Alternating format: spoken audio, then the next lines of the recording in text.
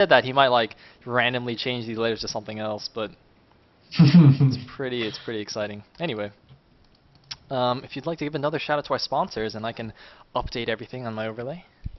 Yeah. Should we play a commercial then? Or Do the sponsor shout out, and then I'll play it. Alright, sweet. Okay, I just need to find the list. Okay, I got it. We would like to give thanks to our marvellous sponsors, as Sayle has already said. We would like to give massive thanks to, first and foremost, Altitude, after whom the tournament is named, as I'm sure you're all thoroughly aware by now. If you head over to altitudeisl.net, you can keep thoroughly up to date with everything that goes on in this tournament. You can also link directly to altitudegame.com, where you can play their game, express your gratitude to them because they're good guys, and we like to think we can help each other out. Also, big thanks to Sales Viewers, Fairyland, Twitch TV, Noise, Prowler, Nebopolis, Ruskig, Trap, and Coram Jehalen. So thank you very much, guys. You keep it all going. Indeed, thank you all very much. And see, you know, here's another reason to go play Altitude. See, there's so many like hardcore Broodor fans that are like, oh, I hope LOL succeeds instead of SE2. Guys, we should make Altitude the next esport, because Altitude is supposed to take like as much skill as Broodor, right? Like that's what it says in the commercial. So you guys should all go start playing Altitude. Make that the next esport. It is good. Like the ultimate troll. It'd be awesome. It'd be awesome, guys. Do it. That'd be amazing. But then the whole Broodor community going and playing Altitude just to spite SC2 would kind of be a self-defeating point. Dude, but yeah. Do it for the lols, man. Anyway, I'm going to play the commercial now, and then we can get into the next series. That's it.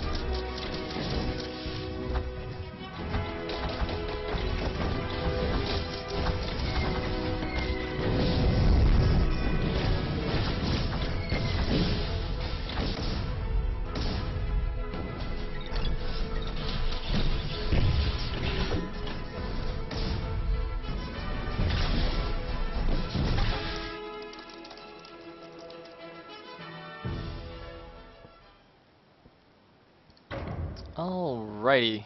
And I forgot to host the game. Derp. TechnicS Derp. versus AstrO, game 1. Sweet. Finally, the other day, this is a bit unrelated, but I finally found out what derp comes from.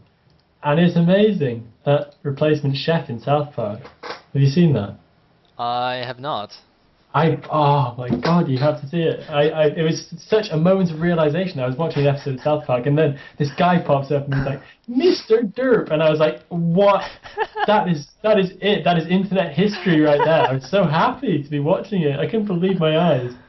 I didn't have quite such a moment, but I did just realize while watching the SAS tour today where Zaraki's name comes from, which was a bit silly. But anyway. I have no idea where Zaraki comes from, I'm ashamed to admit. Much as I love the guy, I know nothing about the name. It's okay, it's more random than the South Park thing, so okay, is it anime? I'm gonna Indeed, ask you. it is. Yes. Okay, well, I've never seen anime, but I probably should because I'm a proud nerd, and that seems to be what proud nerds do. It is indeed. Yeah. Okay, I'm gonna do the calling out bit.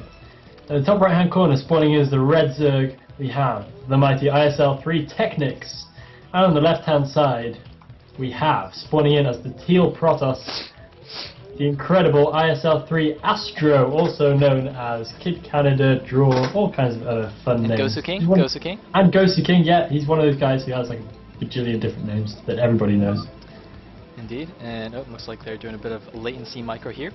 Now, I would like to note that TechnicS did play against AstrO earlier today in the SAS Invitational Tournament, which you casted. in which I believe AstrO lost the first game and then came back 2-1. Is that right? Spoiler alert. What? Sorry, repeat. TechnicS played AstrO in the SAS Tour. Yes. And he won 2-1, making a comeback victory. I believe so. I wasn't hugely impressed with AstrO because... Hang on, I'm completely confused right now. I can't believe that I casted it and you did. It's the one where TechnicS 4-pulled in the third game. Yes. Yeah. Yes. How could I forget? Yes, you're right.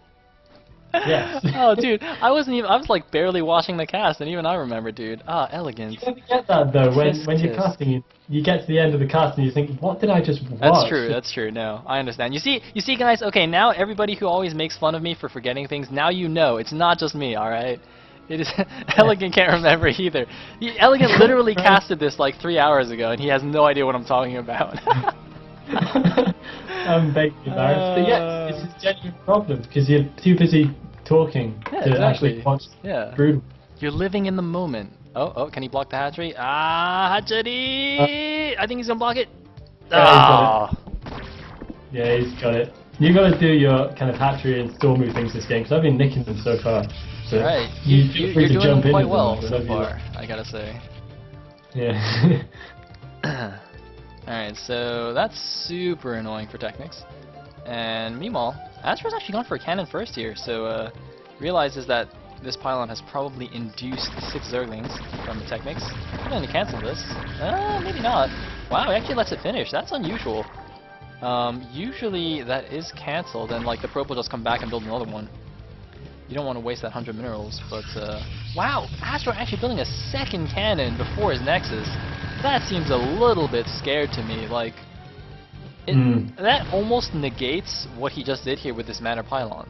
Because now look at this, the hatchery's already up at the third base for TechnicS, and AstrO needs to wait another 100 minerals to build his Nexus. Like, now I don't think there was any point to that at all.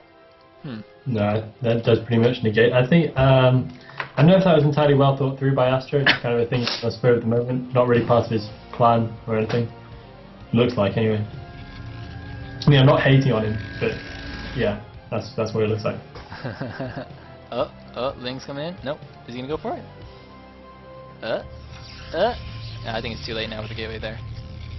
Yeah, definitely going to be too. I mean, you can easily block. That's a good wall, and you can. I don't think it's loose on the bottom. I think it's going to be tight down there. Yes, what do you think? I would agree with you. Yeah. Okay. So that is going to be a tight wall, and there's just going to be a little bit of a gap up at the top. But you can easily plug that up with 2 probes, or maybe even just 1 probe. Might need to get a scout on. Oh, but doing a good job. See, often I say Zerg should do this. It's so easy just to leave a couple of Lings behind, just block that way into your main, because almost inevitably there's going to be another probe trying to sneak its way around. And so it makes good sense just to leave those Lings behind, and TechnicS doing that. So I'm glad to see somebody's heeding my high and mighty words of wisdom up from my all-important casting chair, where I can see all and know all. Now, I am very excited by this build. Look at this. We see a 4th hatchery before gas, and still no gas being taken by TechnicS. Is he going to go for a 5 hatch before gas build? This is the map to do that build if he's going to do it. I still don't see a gas being taken. Please make another hatchery. And it is going to be 5 hatch. Hydra? Maybe? Yeah. It's got to be 5 hatch. Yeah, I really can't imagine what else it's going to be. Yeah. Where's the hatchery, though? I actually don't know when you're supposed to make the hatchery, so this could actually be normal. But either way, he hasn't taken the gas yet. So I'm pretty sure this is 5 hatch, no gas, into like 5 hatch Hydra. Which, He's made the gas. Well, was originally used by Chosen, old school player, now known as Liquid Chef, for any of you SC2 fans, who use this a lot on this map, and then more recently was resurrected by none other than LRM Justine. Yeah, there's actually a cool guide about it that you can read on TL in the Brood War strategy section. So Chosen Chef? I did not know that. Yeah. That's good trivia. You got so much trivia. Get this wrong. You knew the thing about the 11 probes, now you knew this. You're showing me up. Really badly, man. It's alright, Elegant, because you got the cooler accent. And you've got the ridiculous vocabulary too, dude. The other day I was watching your stream, I was like messaging Game on Skype, I was like, dude, did you hear that word that Elegant just said? Like, that's such a cool word. And it's like, and then like 5 minutes later, oh my god, he just used like another fancy word, like, oh, crazy man, crazy. Yeah, my housemates are constantly asking me what the words I say mean. Which is kind of fun, I gotta admit, sometimes I use words just for that exact purpose. But yeah, I appreciate the compliment. Mr. Probe doing his scouting thing, having a good look around, heading on into the natural now as well. And he is probably going to get all the way into the main, and he's going to see that Hydralisk den looking all pretty in pink, sat there pulsating away. He's getting the Hydralisk speed upgrade first. So yeah, you're exactly right, it is going to be kind of a big Hydra thing. Rather than 5 hatch Hydra, it's going to be 4 hatch Hydra, but no, it's Hydras. Hydras is Hydras. It's alright, I was close enough. I was off by 1 point, that's alright. Yeah. And, he's gonna get one Overlord here in the middle of the map.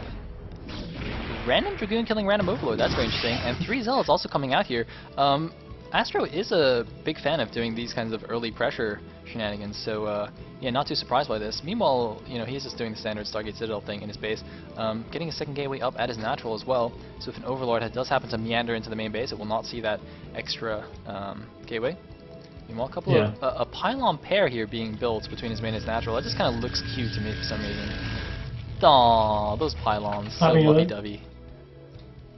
Oh yeah, no, I like that. I think that's cool. I mean, I often think that the prettiest gateway layouts revolve around 3 pylon setups for some reason. Just, I always find they look best in that case. And we have a Dragoon actually coming in by itself into that right-hand side base, but actually taken down fairly well by drilling drones. But it is able to get 1 drone and actually escapes. So that's really, really weird to have a Dragoon fending for itself at this stage of the game, but hey, if it works, it works. Who am I to say that it shouldn't? And that Corsair doing its wandering around action, coming in from the bottom of the map now, might get caught on its way back by these Hydralisks, which are moving quite ominously across the map. But it should be alright as long as it doesn't coincide with those. Might get taken out. Of course, the Corsair is very, very useful at this point for scouting information. He is going to see these Hydralisks, though, at the very least, and should be wise to the threat. He is indeed. And so, yeah, keeping AstrO clued up and in the loop. And I wonder if AstrO might need another cannon or 2 here at the front. Yeah, it looks like he does feel the same as me because, you know, the 4-hatch Hydra gets you a lot of Hydras at a very interesting mid-game timing where the Kratos doesn't really have that many units and no Storm yet. And it looks like he's just going for it. The cannons were actually not in time, but the DT is out and there is no Overlord nearby, so that DT is going to save him. Interestingly, Overlord speed has not even started yet. These are just slow Overlords on the map. I'm really confused. I'm fairly certain when you go 4 or 5-hatch Hydra, you're supposed to get a fast Overlord speed. But I don't know if he just made a mistake and he forgot, or I mean, he's still not starting it. I don't understand why. He has enough money. He's just deciding not to get Overlord speed. This is really confusing to me.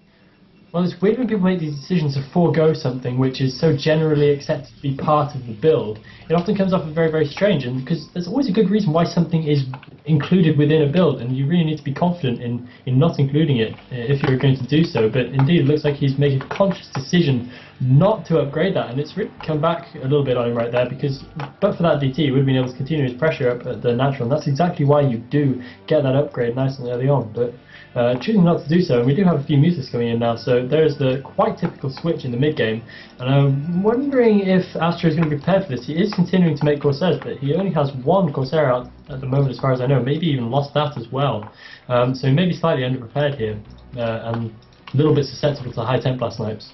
It's really funny because this is almost like a backwards build. Usually, like if you're going for fast Mutalisks and ZPP, then you do skip your Overlord speed and you delay it quite a bit. But in this case, he went for the 4-hatch Hydra first, and then he does a Muta switch and skips the Overlord speed. So in that regard, it sort of makes a little bit of sense now, but it just seems kind of funny that he went the Hydras first and then did this like late Muta switch and didn't get the Overlord speed. Like, it's very interesting. I guess he just planned this all along. Yeah.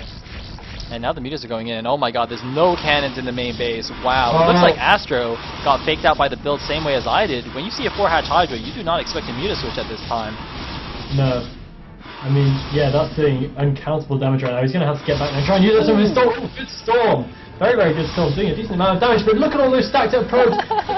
So much damage to every single Glaveworm hit right now, and those Muses just need to keep darting in and out to try and maximise their damage at this point as much as possible. The counter-attack is coming in, however, from AstrO, and this could be fairly effective looking at the forces that TechnicS has out right now. This could be effective if TechnicS isn't right on the ball. He's pretty low on Hydralisk count, and this is a decent army coming out right now from AstrO, continuing to dart in and out of the main base, and the Corsairs chasing after the Muses might actually get taken down right here, but he's completely distracted right now, trying to mount his aggression, and this is probably where he needs to be focusing. 1 high Templar snipe actually happens, and some of this Hydra is getting a little bit surrounded. Will he be able to take out any more high Templar? Trying to snipe 1 out, but he still doesn't succeed and manages to make an Archon as well. And it looks like these Hydralisks might just be able to clean up the Crossbow Force. It's a close thing, but the damage done by the Mutalist on the main base probably will put him well into the lead, if indeed he can hold on effectively here. It looks like he will be able to. Oh man, and he attacked like 10 seconds too early because those Templars both had 63, 64 energy, but oh! Sick Storm on the Mutas. 2 red health Mutas remaining. That's going to take care of that. But I mean, wow, he's actually got so few probes left.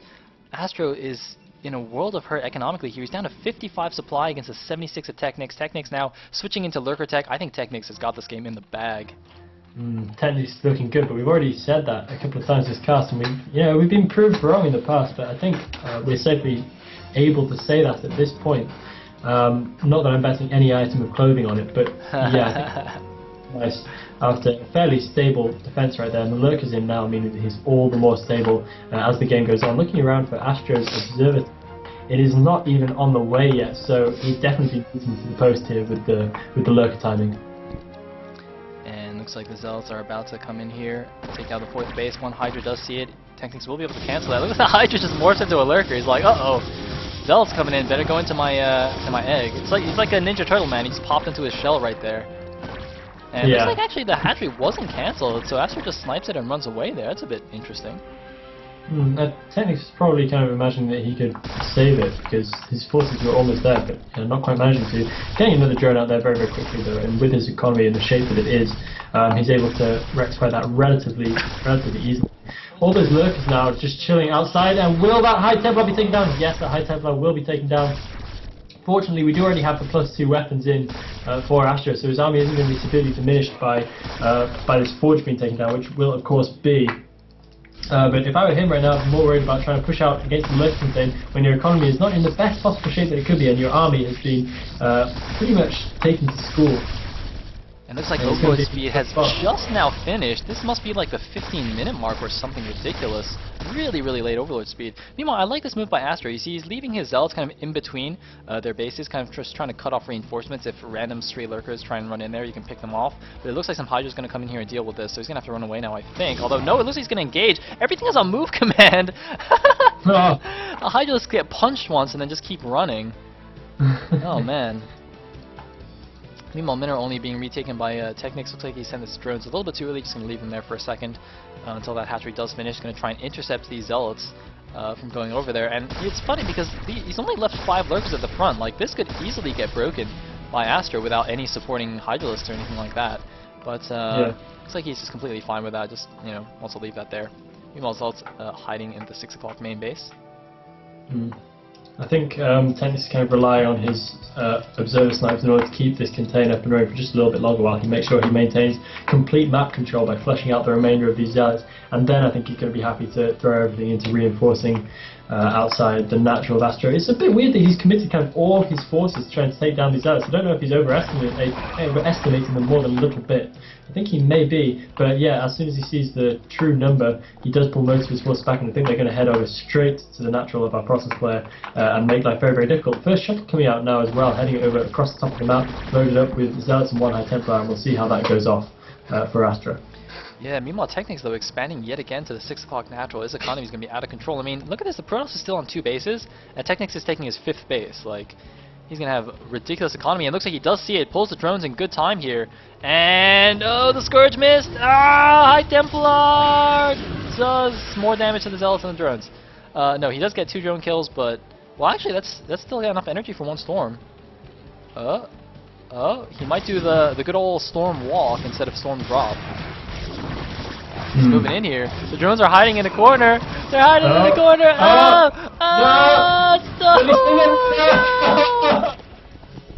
Oh no! Oh god! That could have been a complete washout, but instantly turned around right there and kind of actually managing to pay for itself in the end. Not that TechnicS' economy is done, but it's a little bit less strong than he was only a second ago. Yeah, but I still think AstrO's in a terrible position. I mean, look at this. 103 supply against 151. That is just ridiculous. TechnicS, I mean, he's... I don't know what he could do to lose anymore. He could actually lose all his drones right now, and he might actually still have more supply than AstrO. Like, yeah. Looks like, meanwhile, AstrO doing a bit of storming here. He's going to reposition that lurker. And going to start killing these cannons so he can get out. Looks like he still can't get out, though. You might have to... No, it's still blocking. He's suffering from DeWalt syndrome on this map, where he just can't leave his base. I don't think he's suffering quite that badly. I mean, DeWalt was hurt, man. Really, really hurt. The observers are going to be in a little bit of a dodgy position, but are going to push out, so the Dragoons are going to be able to clean this lurker container. I'm amazed that TechnicS wasn't more keen to hold that container. It looked like he really didn't care about it at all. He's perfectly happy to let AstrO through. So that container's kind of serves a good purpose in letting him get those bases up fairly easily, but not much more than that, and he takes it away just as soon as AstrO requires it. And our Protest player pushing out now onto the map with a good army. He's at 127 supply versus Zerg, who's on 176. This is pretty much make or break right now for AstrO. He has to be super cost efficient and do really incredibly well with this army, otherwise he's going to find himself coming incredibly short. And the Hive is finished, but I haven't seen any Hive tech yet. And also, AstrO is a little bit ahead on upgrades. He's at 3-0 against the 1-1 Zerglings, the 1-0 Hydras and Lurkers. So yeah, this attack could be quite scary. Although, but, in terms of just wow, the food, not yeah. really. And look at this. Look at the Zerg army on the Oh man, he's setting up a beautiful arc. Just look at all these units flooding in here. I can't even get it across so many screens. I have to keep scrolling all over the place. However, AstrO doing a good job drawing all the forces back, but look at this swarm. How many Zerglings are there? Oh man, this is like a campaign map, a campaign mission where there's just a ridiculous number of Zerg units. Yeah. Absolutely mad. I mean, this is what it looks like when you pretty much max out on Lings and Hydras. It's just this cloud of units, incredible stuff. And TechnicS in such a commanding position now that he's able to actually do this. And I'm dragging my screen around in excitement, which is leading to me being very confused. And finally, we have AstrO throwing down a third base. And 3 cannons, you might want to consider kind of more 50 cannons, for example, any kind of aggression at this point. And then he gets like one Dark Swarm and you just cry. Yeah. Cry and cry and cry. Oh, the times that that's happened to me. You look at your base, you're like, yes, I have 20 cannons here. There's no way he's gonna break it. And it's just like swarm and 5 cracklings come in. Oh, that is the worst feeling in the world. It's such bad times. I can empathise with you as a fellow Protest. It hurts me physically just thinking about that. And now, is he drawing this game of AstrO? I keep forgetting AstrO is continuing to push across his army. He's keeping it in relatively safe positions. He's not leaving it too exposed at any one point, so he's not leaving himself too open to flanks, which is definitely the kind of thing he needs to be doing right now. He just needs to stay in decent engagement positions, so if the Zerg decides to come down on him, he is ready for it. He's a little bit over to a flank right here, though, and I think TechnicS may decide to take advantage of this, but it looks like he's perfectly happy just to wait and set up another huge concave in readiness. And look at all this stuff all over. It's like an anthill. It's like somebody kicked an anthill and the ants are just swarming all over. You know what I think's going on here? I think he actually has groups of 12 Zerglings following individual Hydralisks. Look at how there's groups on the left with Lings surrounding one Hydra. So he used move command on those Lings. He right-clicked into a Hydra. So all he has to do is have one control group of Hydras, move them around, and they'll have like 100 Zerglings following them. I think that's what's going on, because otherwise the movement looked a little bit strange to me, like, and I can't imagine that he's going to hotkey all of those Zerglings, so he must be doing some kind of movement trick like that. Yeah. I'm just gonna assume it's something like that. Anyway, it looks cool. It looks cool. That's the important thing. Cool. I mean, that's, I think, as many units as I've ever seen in one game. That is absolutely huge. Somehow a DT gets through into the natural expansion. Through all of that, have you seen how many units are out here? Somehow a DT gets into the natural and is able to take out drones as well as a High Templar. Complete bafflement right there as to how that's been allowed to happen by TechnicS. Even with these Scourge patrolling up at the top, they still weren't enough. I can't fathom quite how that went down. But anyway, TechnicS looks like he's actually going to try and kill AstrO now. AstrO with a decent enough army, but it's still nowhere near max, and TechnicS is going to kill down on him like a ton of Zerg. And it's just going to barrel across. He might not be able to get across these bridges, though, without sacrificing a huge number of units. I mean, he's very capable of doing that because, well, he has, like, 5 huge numbers of units which to sacrifice, so it should be alright. But it looks like he's going to be a little bit more conservative here and not push on for the kill just yet. Meanwhile, the DT in the main base did get 8 drone kills, so not bad. Also took that Hydra down to almost death. And we do see that double Ultralisk Cavern. That is not a mistake. He is getting both Ultralisk upgrades. Slightly more effective than the double Citadels, but there you go. And however, TechnicS has actually taken like every other expansion on the map, except for this mineral only, I guess. Well, I guess in that one, but nobody cares about mineral onlys, right? They don't count as real bases. Mineral onlys are like the joke children of the expansion world. The middle children. Anyway, AstrO continues to play this defensively. I mean, I guess it's not necessarily a bad idea because I mean, if you think about it, TechnicS is kind of maxing out on these very low-cost, low-tech units. So if AstrO just turtles up and gets a ton of really nice army composition, maybe he can really decisively win one engagement and just kill a bunch of expansions and somehow come back that way. But wow, he's got way too many High Templar. 1, 2, 3, 4, 5, 6, 7, 8 High Templar. Oh. And oh god. Drapu! Drapu! Yeah, I think you said it all. Oh god, this is becoming increasingly difficult for AstrO to hold on to. I mean, he's done a good job of cleaning out that drop. I fail to see how he could have done a better job without a huge fleet of Corsairs. And he's going to try and actually mount an offensive right now. What are we seeing here? And what is about to ensue? He has awakened a beast. The Zerg is pouring towards him. Oh no! Storm! Triple storms, quadruple storms, but it's not enough. The cracklings tearing the Protoss army to shreds here. Oh my god. 3-2 cracklings demolishing the Protoss. And the drop, oh, looks like the drop almost getting cleaned up. 1 lurker remaining, but he's going to be depressed when he realizes quite how much more there is just waiting to come down. GG! From AstrO. Good game there from TechnicS. Very, very convincing style, and just waited till the last minute to lay down that death blow. What a sick game here. Hold on, I want to see how many units he made. He produced 478 units. Pretty sick. Jinx. Tisk, tisk. Alright, so TechnicS taking game number 1. Let's see what happens in game number 2 on Sniper Ridge. Alright.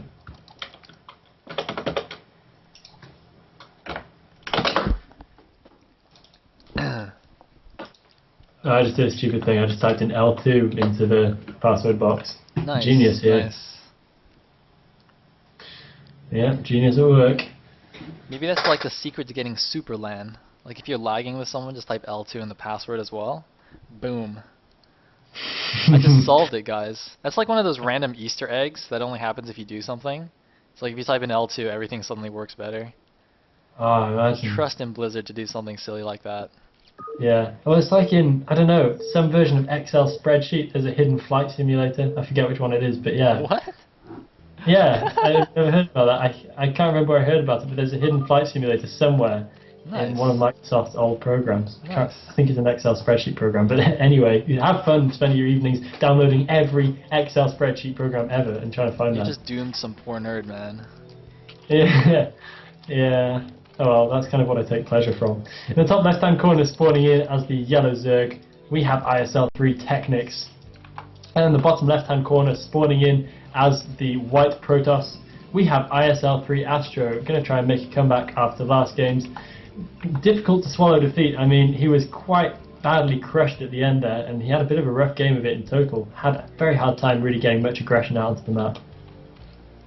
And oh no, never mind. I panicked. I thought we were going to see proxy gates, but no. This probe's at a normal timing. It's going to build a pylon up the natural here. And looks like he's going to scout northwards. So AstrO going to get a little bit lucky here and get the early scout off. Meanwhile, Overlord, going towards the middle. So he's going to look for this probe. If he sees a probe coming in, he will be able to change direction. And I think, is he going to see it? Yes. Yeah, nice. So TechnicS knows exactly where AstrO is as well. Very nice move there. That is a little cute Overlord scouting trick that you can do. Although I generally see it more in ZVT than ZVP, for whatever reason. Anyway, Liverpool from TechnicS, and Forge First from AstrO. Cool. So yeah, just normality ensues in this game, not like a lot of what we've seen beforehand.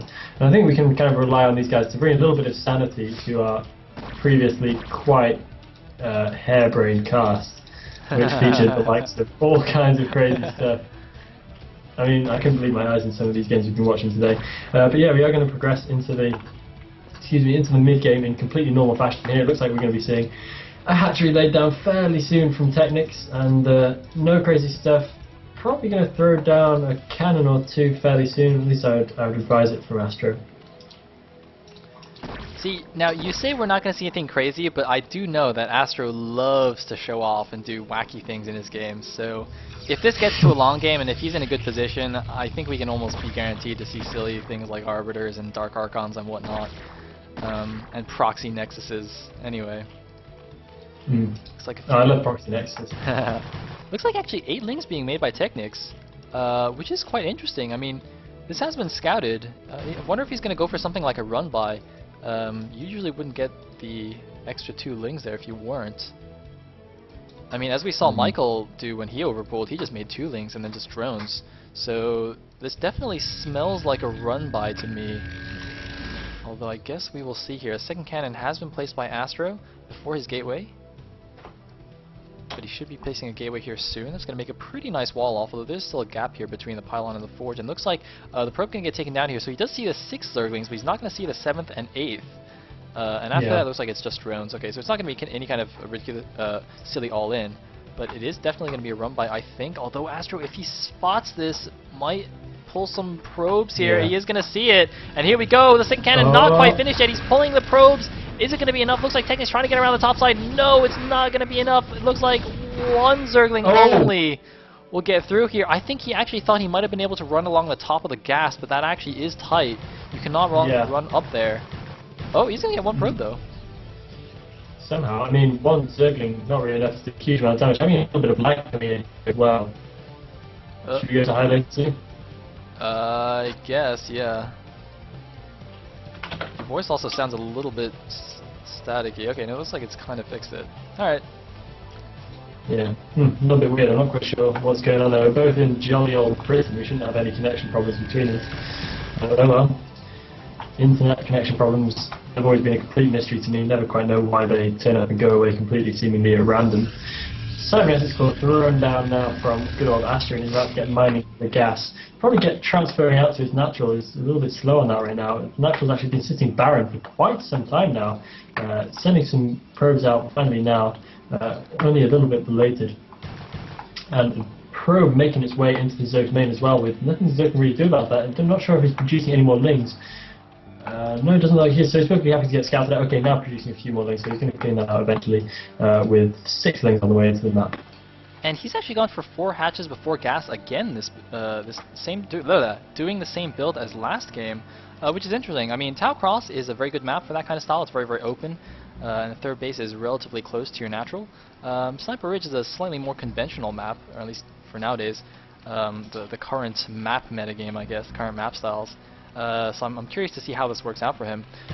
Although, I mean, there is this ridge outside of the Protoss space where if the Zerg does get a contain there, it's absolutely brutal. And actually, now that I think about it, that seems to make more sense, because when you go for 4-hatch Hydra, you do give yourself a very big early mid-game Hydralisk army that you can put pressure on, so you can actually use that army to force AstrO back into his base and then switch to Lurkers and just set up a contain there, and then he will be in absolutely beautiful shape. So let's see if he does something like that. Yeah, and that might mean that he'd be a little bit more keen on the lurker contain than he was the last game, excuse me, and you see exactly why, because this is of course the lurker contain map. Ooh, just managing to snipe out one of these zealots as it makes its way, tries to make its way back home. One of them managing to get away on very, very low health there, and a little bit of an intense micro battle. And yeah, it's going to be another big mid-game Hydra army, and we'll see how well it worked out from last game, so you can completely understand where he's going for this game too.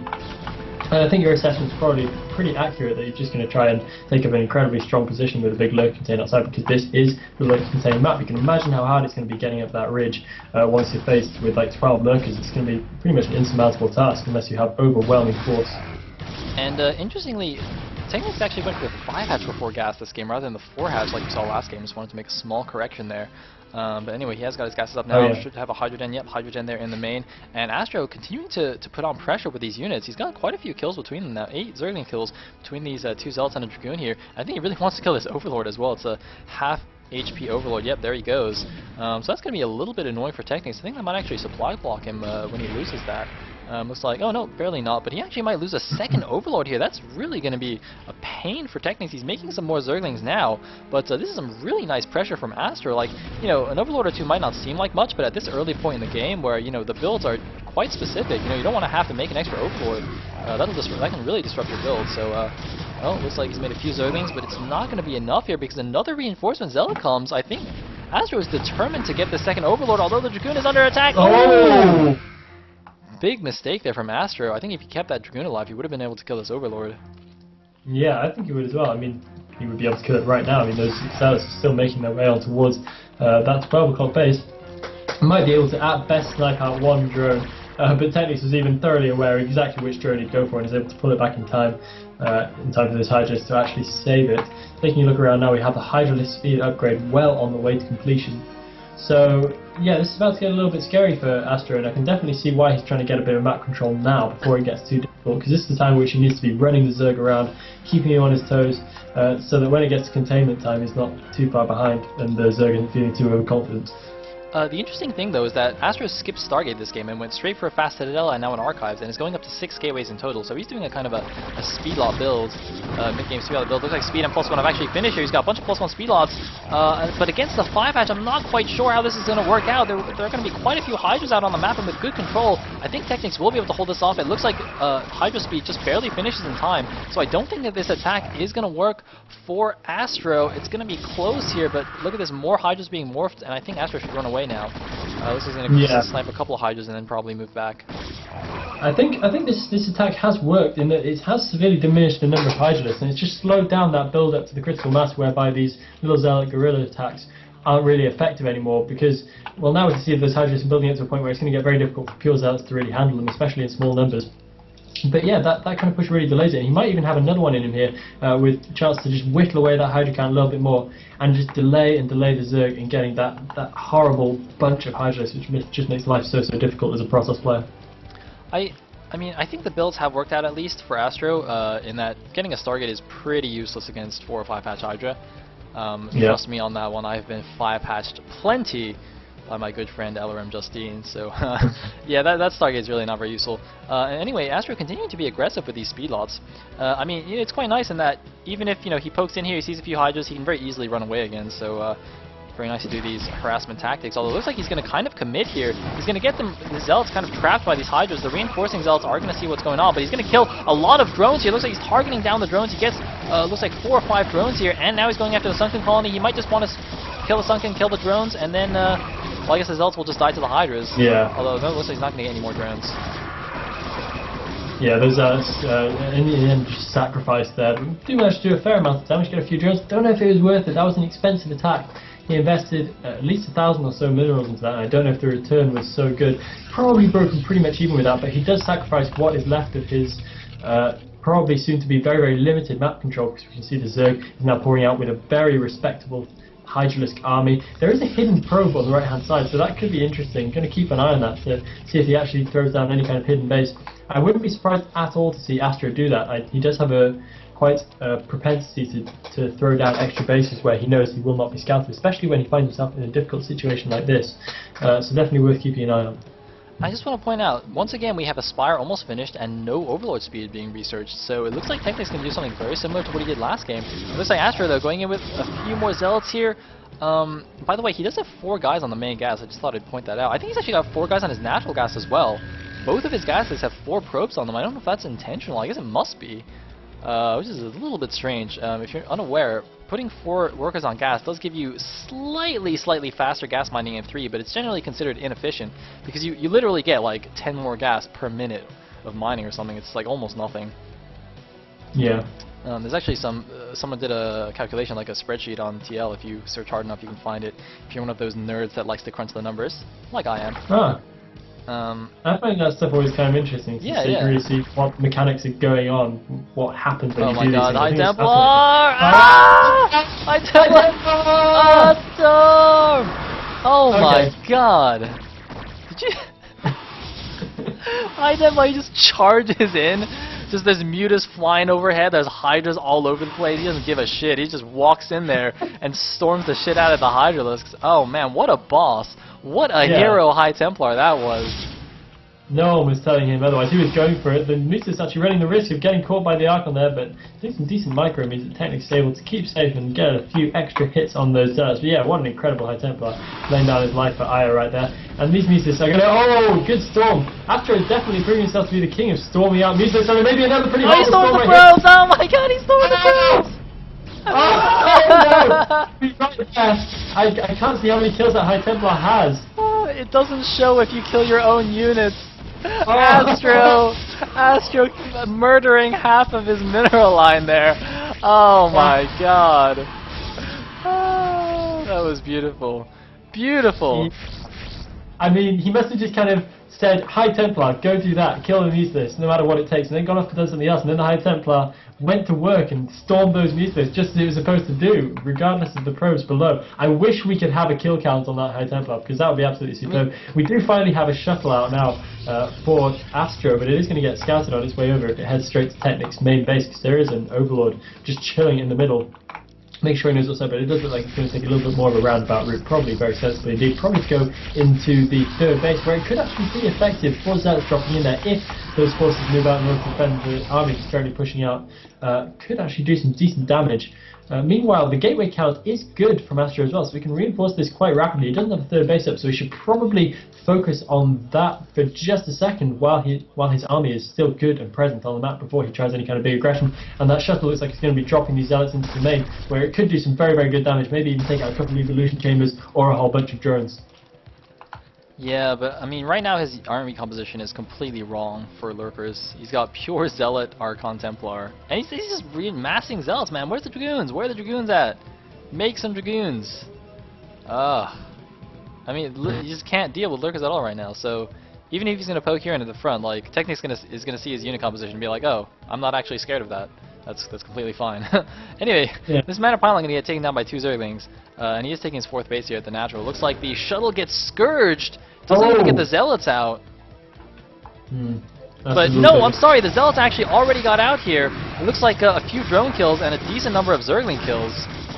A lot of Zergling kills, yeah, they've been hacking away for quite some time. I think that was the second bunch of Zealots trying to kind of elevate her in, but wow, these Zealots are being super effective. They're making a complete mess of the Zerg's main base, taking out so many Zerglings, plenty of drones, and finally TechnicS is going to clear this up, but wow, this has been expensive to him. Definitely a worthwhile for Zealots. If that shuttle hadn't gone down, I would say that was definitely incredibly cost effective. This Protoss army though, look at it right now, it is flanked on both sides by Zerg stuff just waiting to come down here. I think it's a very risky game, leaving his army right out there, and it looks like TechnicS thinks so too, and might be preparing to go in for a big flank right here, and that's exactly what he's going to do. Will he unburrow his stuff off the top of the ramp? It looks like, he's just taking a little bit more of a conservative stance, pushing forward, pulling back, just trying to scare the Protoss army into submission and retreat. Meanwhile, still no third base up for AstrO. I thought he'd be using this free time, this pressure, to get one going, but no such thing happening for him. Well, there's one DT wailing away at the 4th base of TechnicS. He's going to make that into a lair to try to keep it alive. One thing to note, by the way, AstrO has 2-1 upgrades against a 0-0 of TechnicS. I think that's why those Zealots were particularly effective there. This DT, is he going to get it? It's going to be really close! It's going to be close! Oh! 43 HP! He can just send 2 Zealots in there to kill it now. But he has to get it before the lair finishes, or it's going to get like an extra 1,000,000 HP. One Zealot, he's going in! He's going in! He's just going to die though. Yeah, he's just going to die on his way. I mean, Invincible Zealot! He's going to get taken down. He's going to get taken down. But the big army going into the 12 o'clock base. What a great Zealot that was. Though he died, possibly in vain, he has managed to distract the entire Zerg army for just a crucial moment, and the Protoss is now ravaging the 12 o'clock base. Being laid down all over all the Hydralisks. Absolutely incredible battling right there from AstrO. What opportunistic play right there, dashing in at a fantastic moment. One Zealot is all it takes, and there is his window of opportunity. He's making mincemeat of the whole drone camp. That Archon doing uncountable damage right there. 6 kills already for that. Brilliant storms laid down all over the Zerg army, and TechnicS in turmoil now. He is completely cut in two. And it looks like, is it going to be enough though? I mean, AstrO is still doing a ton of damage. Oh my god, those Zerglings! 18 kills, that pool! 19 kills, that pool of Zergling blood. Man, I thought TechnicS was in a great position. I think they were actually about even supply when the engagement started, but suddenly AstrO shoots up 30 supply ahead. The attack is still going on, although I think the force will get taken down now. I wonder if it might be worth running in there and killing a hatchery. No, actually, it looks like there's not enough units from TechnicS. Never mind. AstrO is still going to be able to take this out. And now he is getting his third base. Actually, it's finished already. He's getting some cannons there now. There is an Overlord spotting that, but TechnicS can't really commit any units to killing it because he's got to defend his own base here.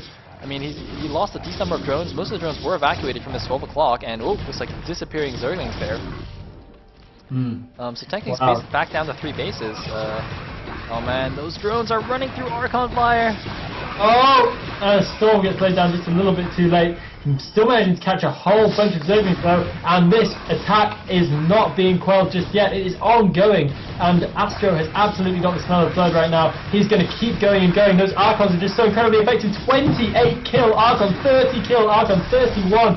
What a hero unit right there, and this is absolutely resoundingly strong play right now from AstrO. He is just pushing on and on unstoppably. And I think that the Zerg is going to have such a lot of trouble actually beating this back. He's reinforcing this continually, still with no third base up and mining, but he doesn't care. He just pushes on and pushes on. And what a perfect example of positional play right there from AstrO. When they seemed to be even, he was able to just bust right in there and seize the advantage for himself. Yeah, and although it looks like, okay, no, never mind. I was going to say he still hadn't transferred probes to his third base. That transfer's a little bit late, but I guess I can forgive him for that, given how much craziness was going on here at the front. Now, he's still putting on pressure. I'm not sure if this is a good idea, because it means in really, really low unit counts, generally the Zerg can be a little bit more cost efficient than the Protoss, but it looks like with only Zerglings on the field, it's not going to be the case, especially with the better upgrades of AstrO. And it looks like, yeah, TechnicS just throwing away Zerglings here. I think he might be better served to just wait a little bit, save up a few more units before attacking. But, well, AstrO just keeping the pressure on. TechnicS down to 66 supply. AstrO up at 125. AstrO might actually have the game. Zealot into the top right hand corner might be able to have a bit of a crack at this lair. If he takes care of these Zerglings which are having a go at him, he might be able to do so, but no, the Zerglings are going to be able to get him down. If you'd have noticed them a bit earlier, he might be able to take care of them. There is no Overlord in there though, so if he was to get a Dark Templar up there, then he would be able to take out this base no problem. And a couple more Hydralisks being morphed in there, but nothing more detecty than that. No Overlords coming in whatsoever, and now pushing on into the Zerg Natural. I don't know if TechnicS got anything to deal with this. Really, really nice push coming in once again from AstrO, and he's just absolutely bulldozing right here. He has really got the force behind him right now. He could, oh no, he hasn't got any storm. I think he was going to lay down a nice storm all over all the drones, but the drones are going to be forced to pull back anyway. And the Natural is being ravaged right here. It only remains for him to roll onto that 12 o'clock afterwards as well and take the game for himself.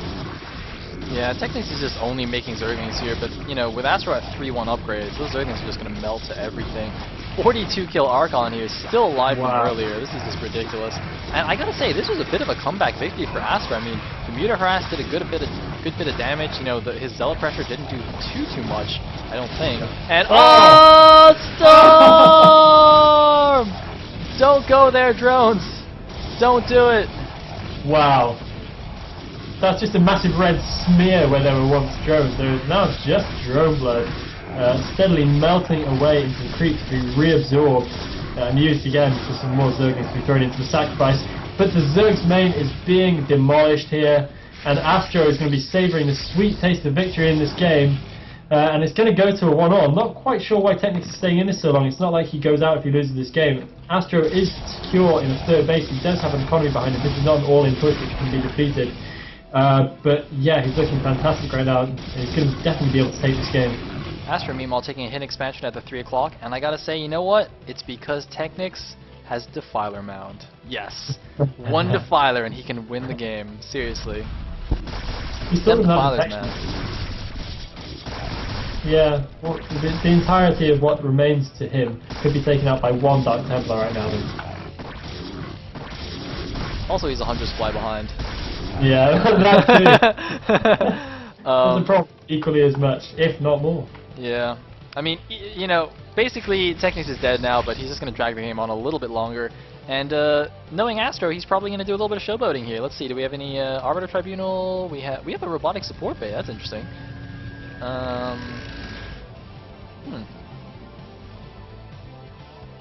Yeah. Well, so he's going to go bust this base without an observer. Where's his observer? I don't know. He did have one. Yeah, I thought so too. Where did it go? He actually had one. Oh, there they are. The triple observer attack. How did we not see that? Yeah, he's coming with mass observers right now. Oh, the storm, the dying lurkers. That is music to my ears. And he's definitely going to be able to bust all the way through into this. We have a supply bot TechnicS languishing right now at 31, 30. Oh, storm drop! Oh. In the... I don't even know what base that is. And TechnicS GG's. Oh, wow. I cannot believe I caught that too. Boom! Yes! Yeah, pro casting right there. Great stuff.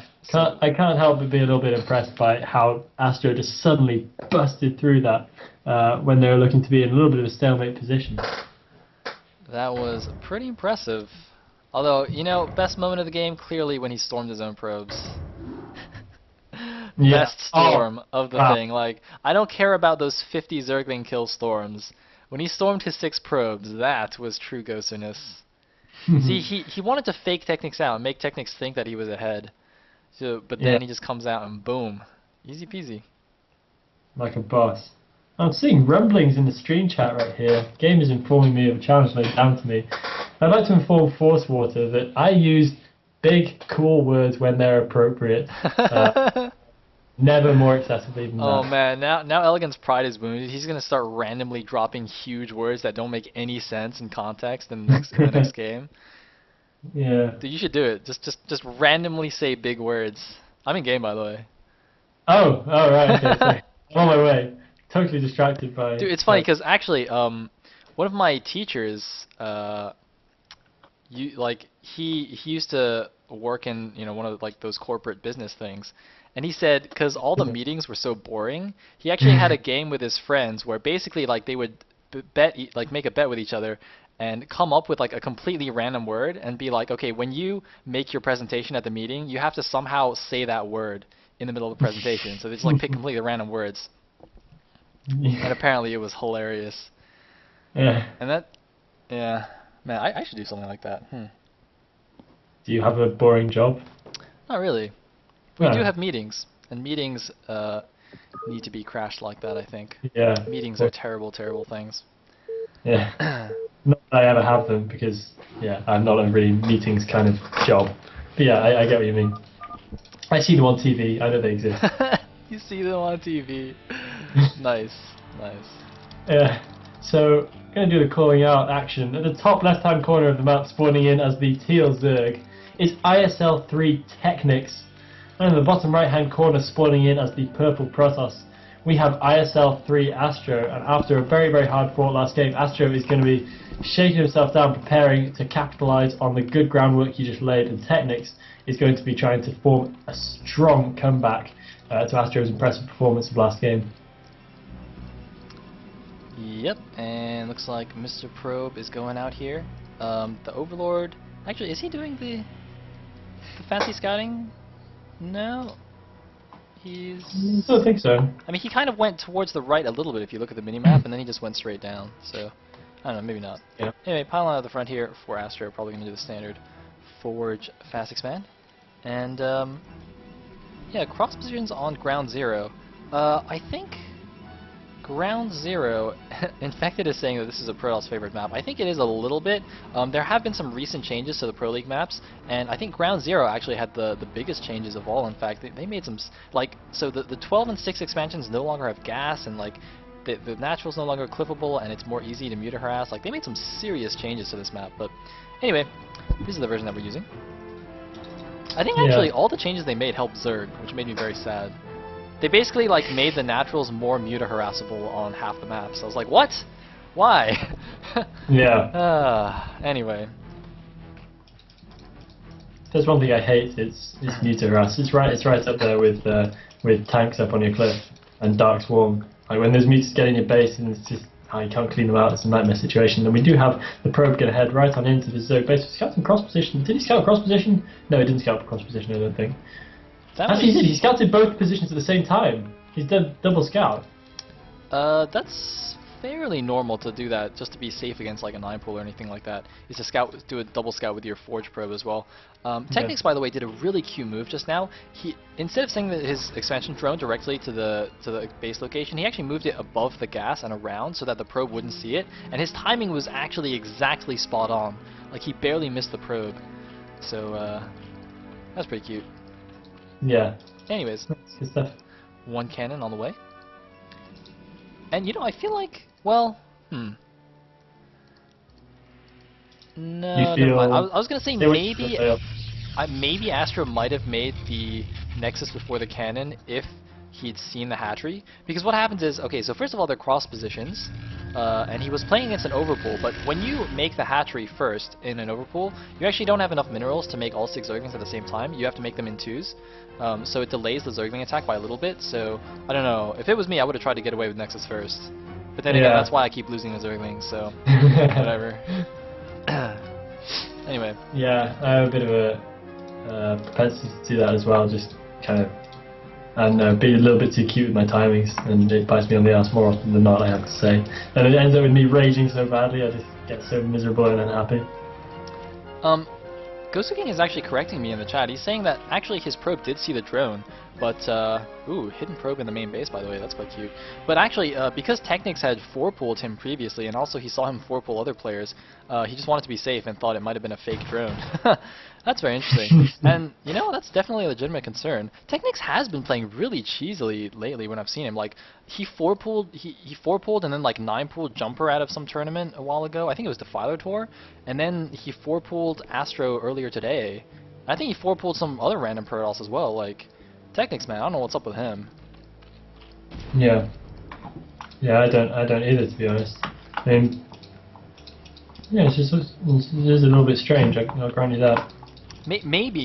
Maybe like his parents told him he's actually adopted, and his original parents are his original parents are Peruvian, man.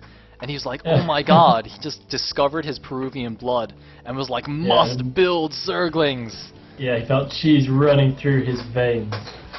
Yeah, that's gotta be it, man. You cracked it. You got it.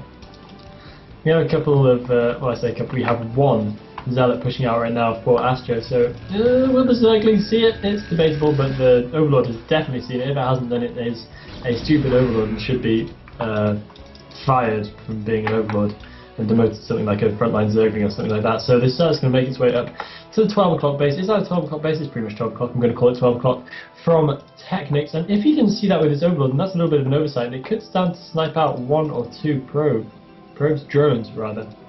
I'm actually turning back, as it's pretty much there. It seems AstrO, I'm not quite sure what his grand plan is for this, but it seems he's actually going to scout the further right-hand base first as well. I guess he just wants to make sure that all the options are good in case that Zealot gets seen on its way over to that left-hand base.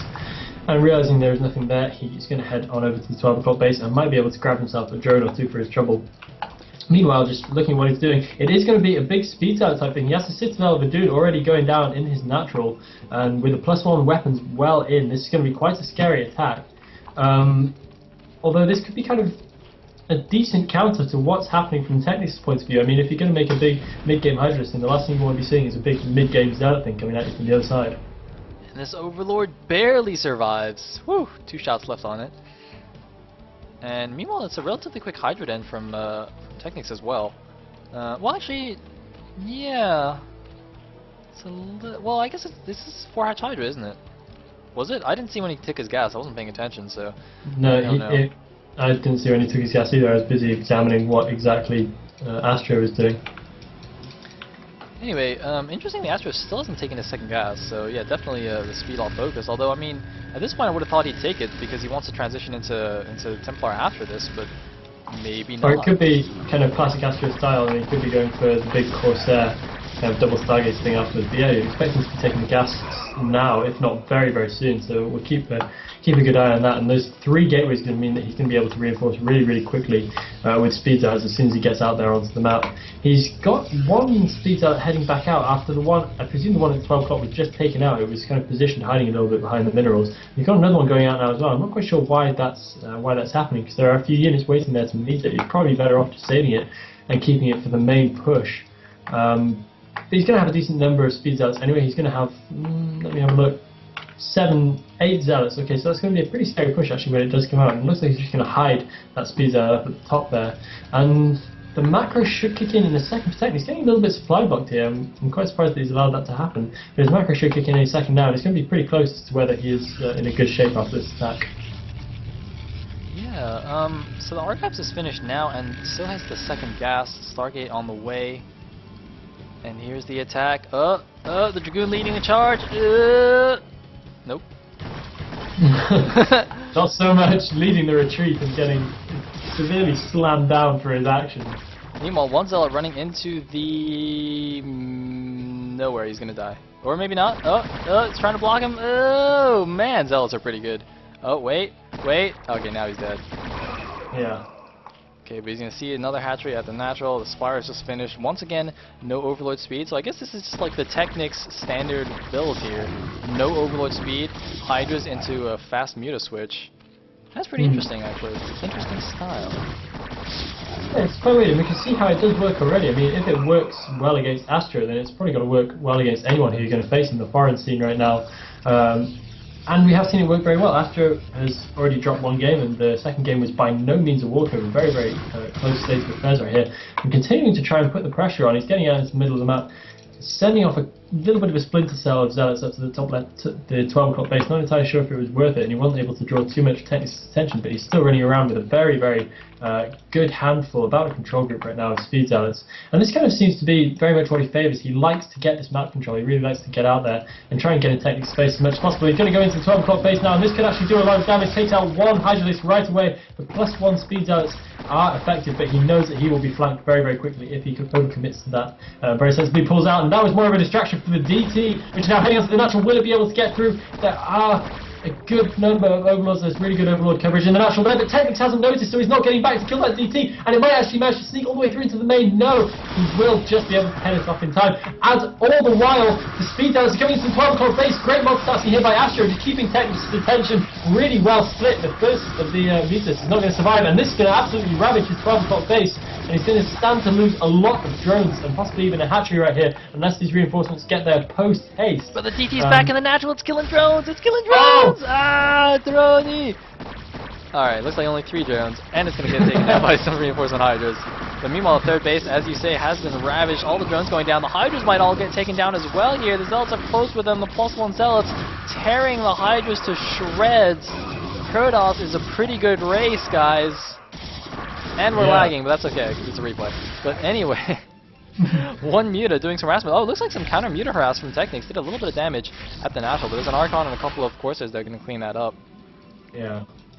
I mean, that's generally come out very, very well for AstrO. I mean, what lovely little bit of game planning there to get that Dark Templar snuck in, and then to do the attack and just keep pulling TechnicS' attention all over the place. Is he at the 12 o'clock? Is he at the natural? Who knows and who can tell?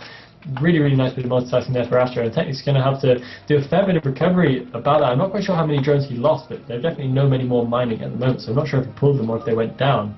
Either way, running into a little bit of trouble. I'm just going to set this to high latency, since we seem to be doing a bit of lagging here. It seems to go away pretty quickly. Yeah. Don't know what's going on. That's not a good idea, Zealots. You should go away now. Alright, looks like they are. Man, Zealots can tank a ton of hits. Yeah, they're incredible, really. These good old Broodor Zealots, seriously beefy. Well, yeah, FTT units are just the SC2 Zealots are so wimpy, it's actually sad. It's like, oh my god. Yeah. Anyways, one Zealot checking out the 9 o'clock here, not going to see anything. No sign of a 4th base just yet for TechnicS. Looks like finally getting a sunken colony and some lurkers. Looks like the rest of the Zealots going to check out this other base. Yeah. He's going to see nothing of any particular note. He keeps checking that top right-hand base, just for some reason. I guess he's really paranoid about the Zerg setting up there, because that's going to be really difficult for him to take out if the Zerg gets a 4th right there. So he's just trying to make sure that keeps shut down for as long as possible. And I'm quite impressed by the way AstrO is maintaining map control here. He's continuing to run around with these Zealots. So this is really staving off the risk of lurker contain for as long as possible. You can see the lurkers are already out, and where they would often be in position outside his natural right now, although this isn't really the ideal map for it, they are defending much, much deeper, and I think that's a very nice point of AstrO's play. Yeah, I was actually just going to say, where is the Robo for AstrO, but he just planted it right there, and oh my god, what is he doing? Running the cells into lurker fire! That's not good. It looks like he does save most of them. Meanwhile, a DT trying to run into the main base gets immediately targeted down. Very nice focus there for TechnicS, sniping the DT rather than the Zealots. And I think this game is going to calm down a little bit now. I think AstrO should probably think about taking a 3rd base. And, you know, TechnicS also playing defensively. You know, I don't think either player can really do any serious damage at this point. So, yeah, we'll just see a little bit of macro action going on. Looks like a +1 melee attack already on the way for TechnicS, so presumably going for, yep, indeed, a fast hive. No sign of a 4th base yet, but he will need... It's a little bit weird to me that that we haven't seen AstrO take up a 3rd base yet. he's got the control. He's got enough minerals kind of hanging around that he could easily use to throw down another base. I'm a bit surprised that he isn't, because it can be hard later in the game to really find that opportunity, especially if the Zerg gets control back over the majority of the map. Yeah, both players actually are playing a little bit passively right now. I mean, AstrO even got the second cannon in his main. I'm not really sure that was necessary, but you know, I do love cannons, so I'm not going to complain. Anyway, he's just sending a few zealots here to make sure there's no Zergling blocking the expansion, and is just now going to take it at about 110 supply. I think that's okay. And there it is. Finally throwing down the third base, but that just seems like a little bit of a lately taken. I agree that's a little bit slow. Although the thing is, like for me, when I play PvZ, I take mine so ridiculously fast that I don't even know anymore. It's like when I take my third base, that is not when you should take a third base, but you know, whatever. You get your ideas skewed, don't you, by the way you play the game? I find that happens to me quite often, and then you think, why isn't he doing that? You should be doing that, but not necessarily. I mean, because he is, let's face it, probably better than us. Yeah, and also with all just the random different styles that people have, it's just like, you know, even if it's not necessarily the correct thing to do, whatever, just do it anyway. Yeah. Yeah. That's the foreigner attitude, you know. And that's cool stuff. It leads to some quite dynamic nonsense. See, we're hipster Brood War players. We don't want to follow the mainstream, you know. We don't want to just copy Flash's builds. We're hipsters. We're too cool for that. Yeah. To be fair, we wouldn't be able to do them justice. There is a little bit of shuttle play running around up the top of the map here. It looks like he's going to head over to the 12 o'clock base. I don't know that he's going to get too far. There are a good number of Scourge positioned around there. We have 4 Scourge just ready and waiting. Looks like they're doing some very, very weird patrolling action. I can't even understand quite what I'm meant to be doing. And Scourge are a little bit mistargeted. And that's a little bit of a mistake by TechnicS right here, but the shuttle is now going to come in and could do some halfway decent damage. There are a couple of Hydralisks waiting on the low ground, prepared for whatever comes their way. A little bit of DT action heading into the left-hand side base, but seen off now as the third base comes up. I'm just kidding. Not happening, Sayle. It's not your day, man. You'll get it. You'll get it soon. It's alright, it's alright. It's gonna happen. Just watch. You just wait. Alright, here we go, Ready? Storm, please! Storm! No! Storm! What a wet squib that was. That was. AstrO. So that's a bit of a disaster for him. The shuttle gets taken down. 2 High Templar and 2 Zealots with it, having done pretty much nothing. Managed to storm out a couple of Hydralisks in the main, much to Sayle's disappointment. We all feel. Dude, I'm gonna quit esports now. It's gonna be AstrO's fault, guys. Quitting esports. It's terrible. Yeah. He's still only on 5 gateways, by the way. He needs some more gateways, I think. Wow, still only on 5. That's. How is he even keeping his minerals down on 5 gateways? I literally. I don't know. That's what I was just thinking. I look at his. Yeah. I'm just thinking like he has no gateways, but like his macro is not actually bad because he has no money. So what is going on here? That's really weird. When I find it, I'm playing in PvZ. At this stage, I usually have like 20 gateways, and I'm desperately trying to pump out enough units to keep in line with the way my money's going up. It's really, really weird how that happens, but I guess AstrO just 2 goes to. And we're going to have a massive attack coming in right now from TechnicS. He thinks he's got a good position. I think he is right. Storm going down all over the incoming units. Oh, massive storms happening. And TechnicS' army is probably going to be able to soak up that damage twice over. There is so many Hydralisks coming in. Another big storm happening, but really, it's barely even enough to thin out the ranks. A huge no force. Oh, more big storms. Really nice job there from AstrO to actually try and make something of this battle, but what a terrible position he's caught in. And as good as his positioning was in game 2, that's how bad his positioning was just there. He was left completely out in the open for a massive, massive flank from the Zerg. And I think the reason that AstrO doesn't have that many gateways is because his economy is actually not that good. Look at his main, very few probes there. His natural also, like, he's barely got 1 per patch, a little more than 1 per patch, and even his third base is not overly saturated. So, I don't know. I think 12 o'clock. Dark Templar, 3 kills, 4 kills, 5 kills, 6 kills. Man, I think Sesame Street should employ me or something. That was pretty good. Anyway, another base going down for AstrO here at the 3 o'clock. Yeah. And cannons galore. I do love my cannons.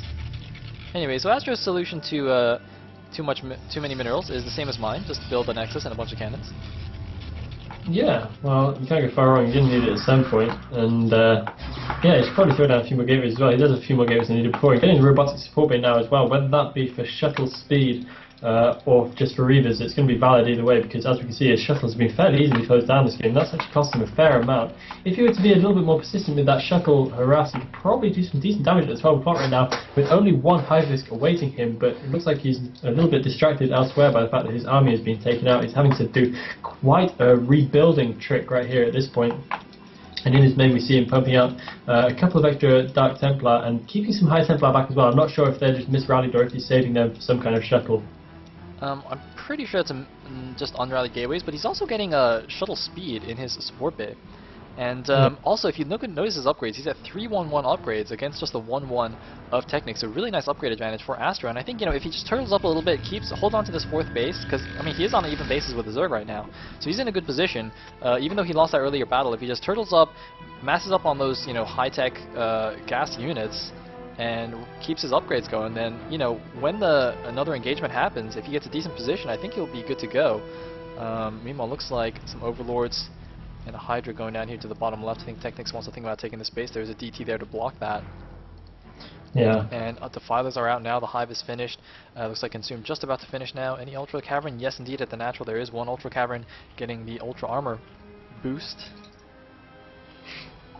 Yeah, and that is scary stuff. I mean, as a Protoss with a pretty much mid-game gateway tech army as AstrO has, that's why we really start to see the effect of losing a big battle in the middle like that. You'd want to be kind of maintaining a lot of your high gas units, a lot of your high Templar, morphing them into Archons and kind of preparing for this late game situation. And his army isn't looking quite as strong as it could. The Dragoons are going to be good against Ultralisks, but he doesn't quite have the mass that he might want. We have the Zerg on 176 supply, whilst AstrO is on 152. So not necessarily a great position for him right now, and he definitely needs to delay and stall a little bit longer before an engagement is going to be advantageous to him. Will he be able to snipe out this drone up at the top base before it lays down a hatchery? He probably will. Run, drone! Oh, he's not running. No, he's standing and fighting. Like a man. That drone. Yeah. He died with honor. He died valiantly. I applaud you, drone, even though you are of the womanly race. And he's also dead. That's alright. That's a minor detail. It's trivial. It's triviality. Still gets applause. You're just a man clapping. Oh, exactly. I'm doing the slow clap, man. I'm doing the slow clap. Anyway, it looks like the cows are finally out here, and random shuttle coming in here. Oh! I just caught that by accident, looking at the Ultralisks. Yeah, me too. I'm just like admiring the beautiful Ultralisk, and suddenly a shuttle comes out of nowhere, and oh god, Storm! Do it this time! Storm!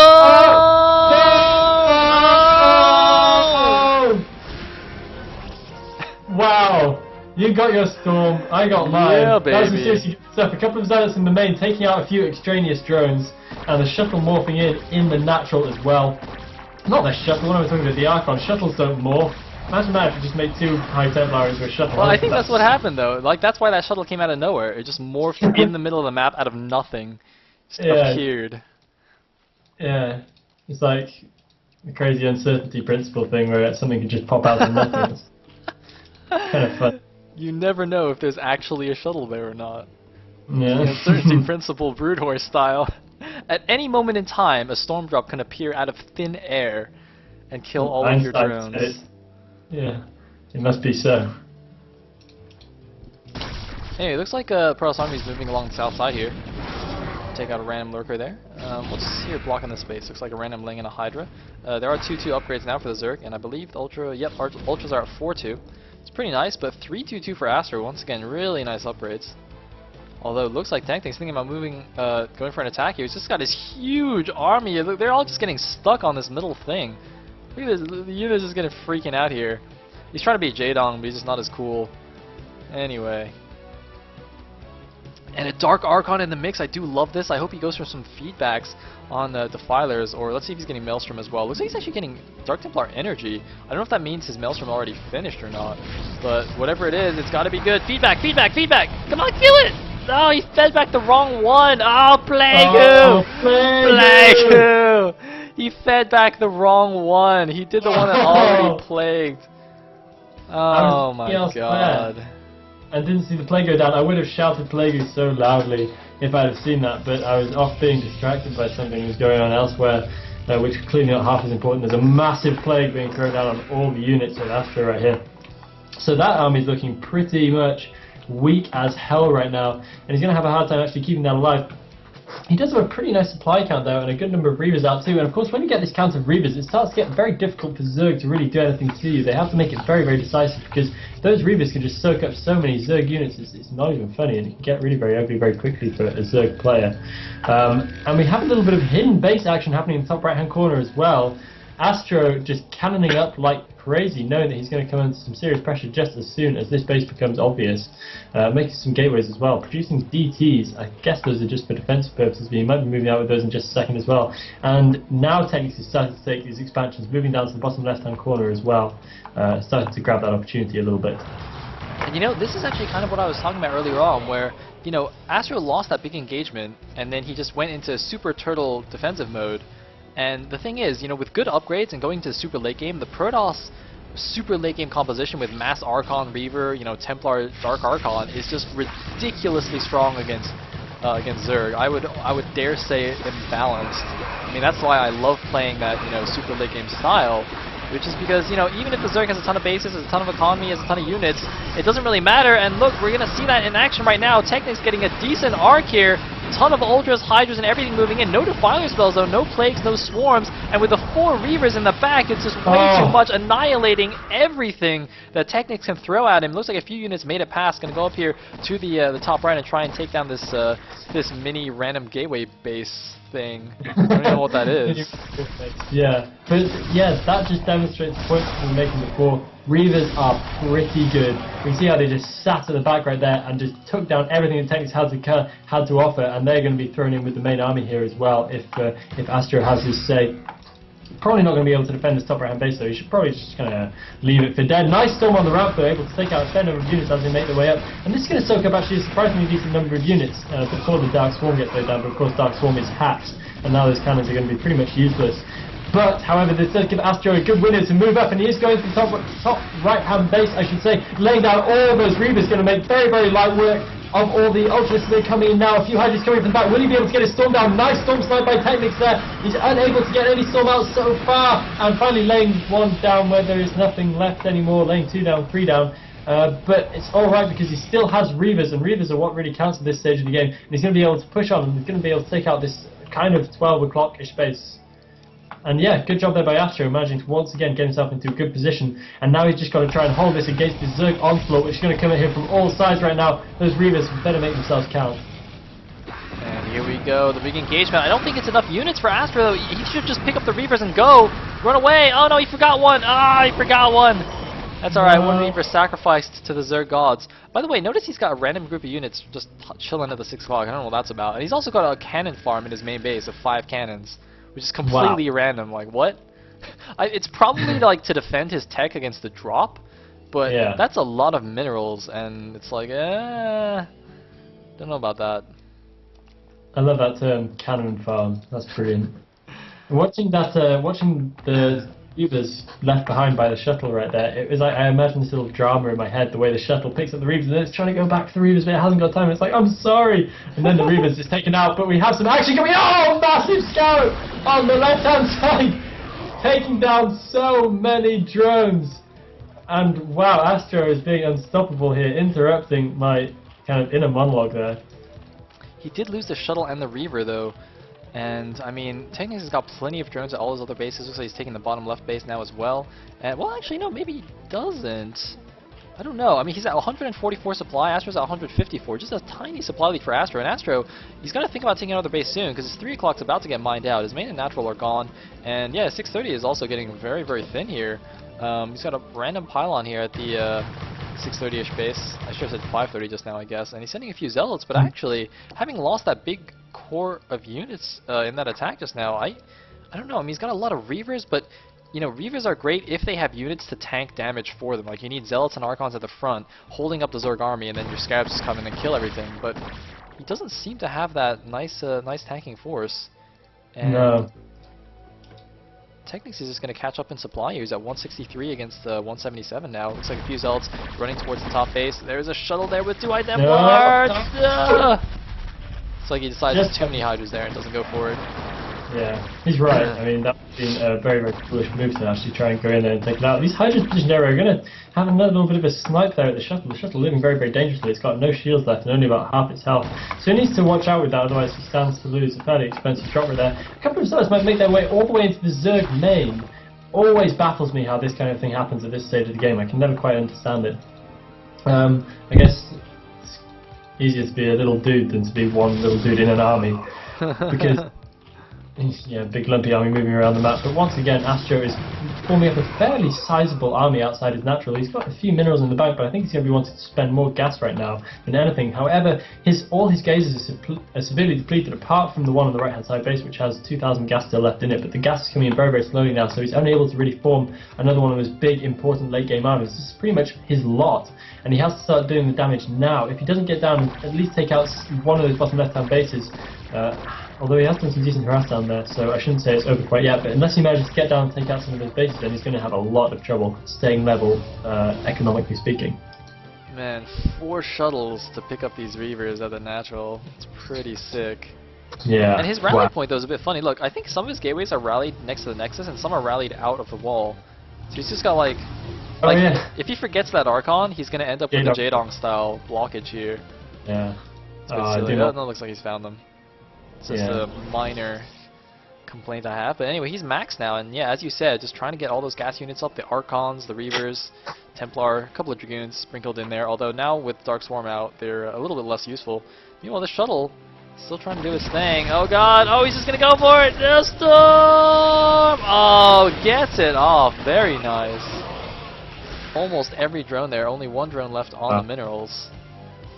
But TechnicS still taking every expansion, and I really think he needs to expand of his own. I mean, you can kill every single drone, and if you're not mining either, then it doesn't really matter, does it?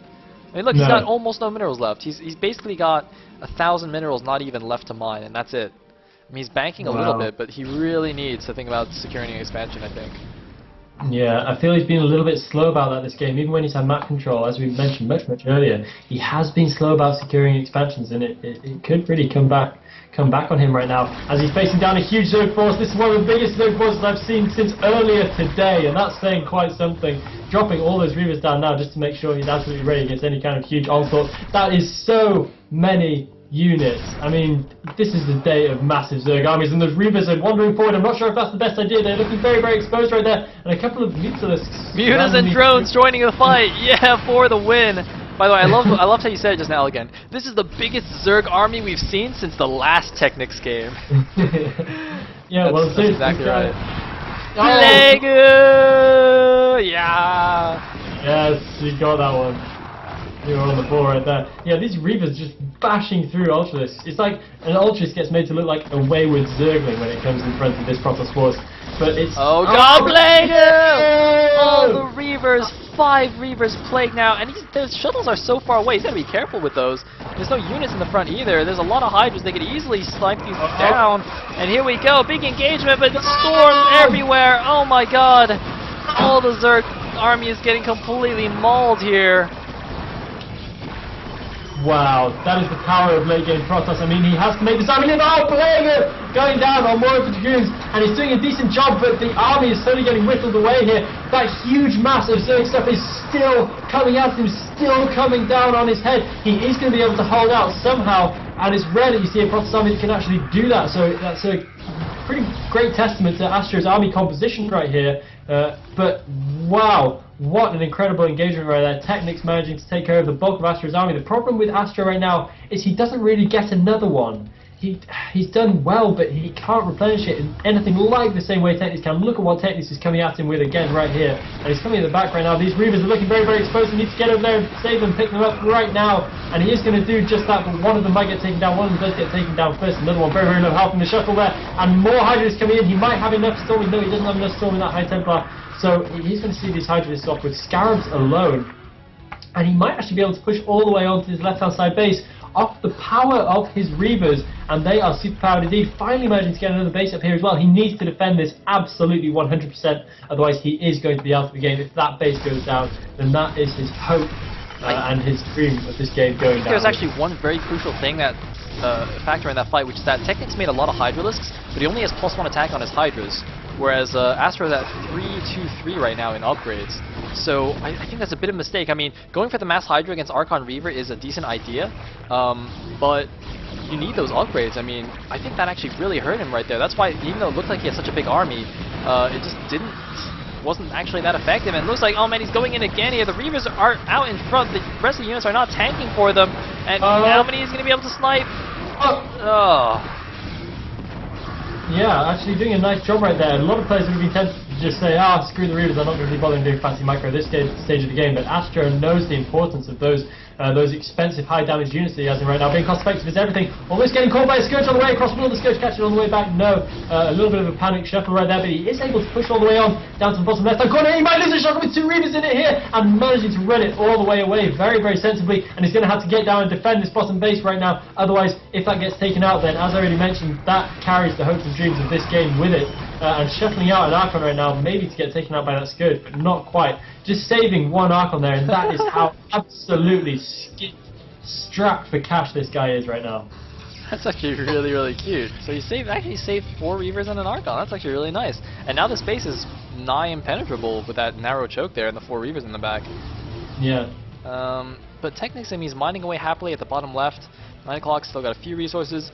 Excuse me, and the top right 2 bases mining away as well, so still not the most amazing position for AstrO, but here we go, a big attack on his expansion. 1 Reaver gets focused down, a Hydra's trying to move in and target the Reavers, another Reaver gets taken down here, but more Zealots coming in from the backside, and I think that's going to be it. He's going to try and take down that High Templar. Wait, what? Zealots, no. kill it! Kill it! No!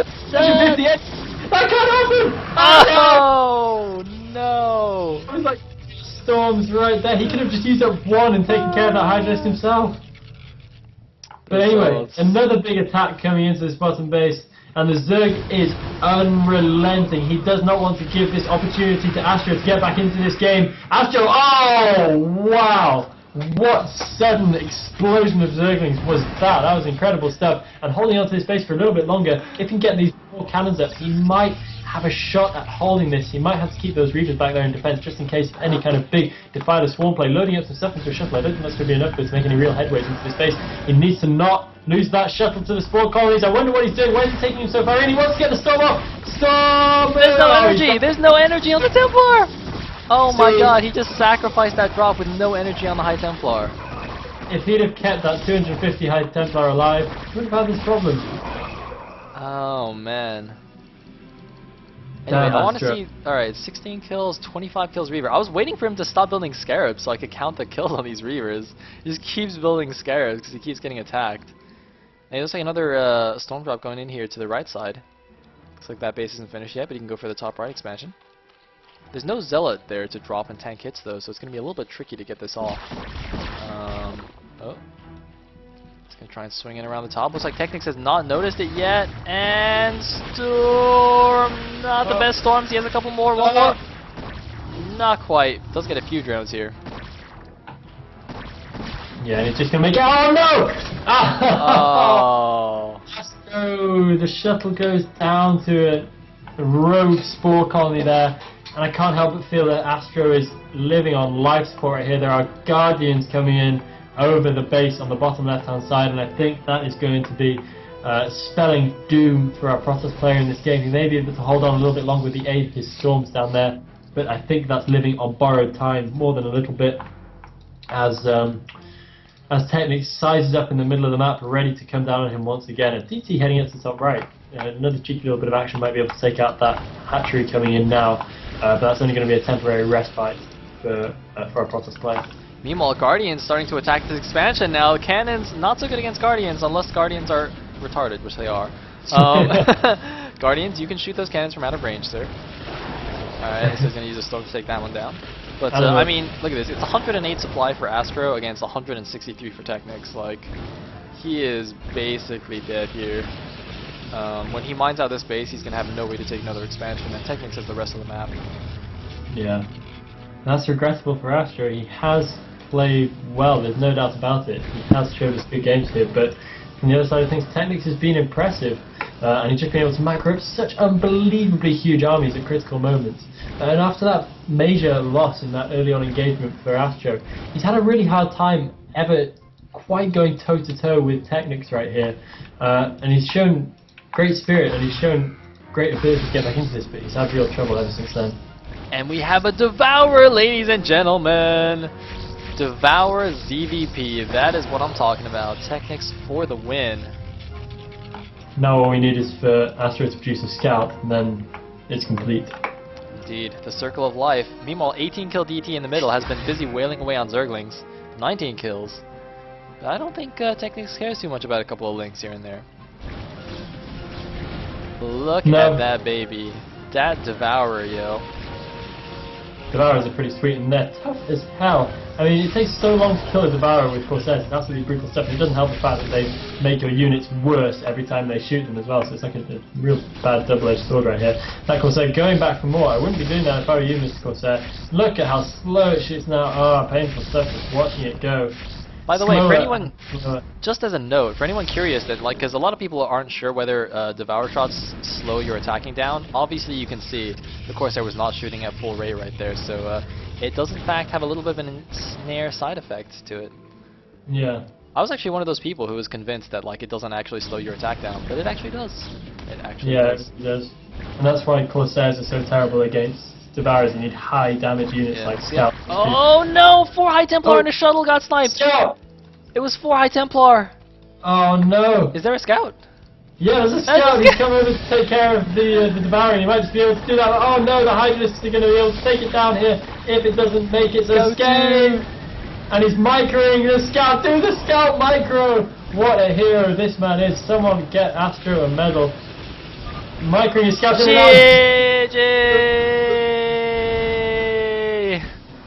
TechnicS takes it down.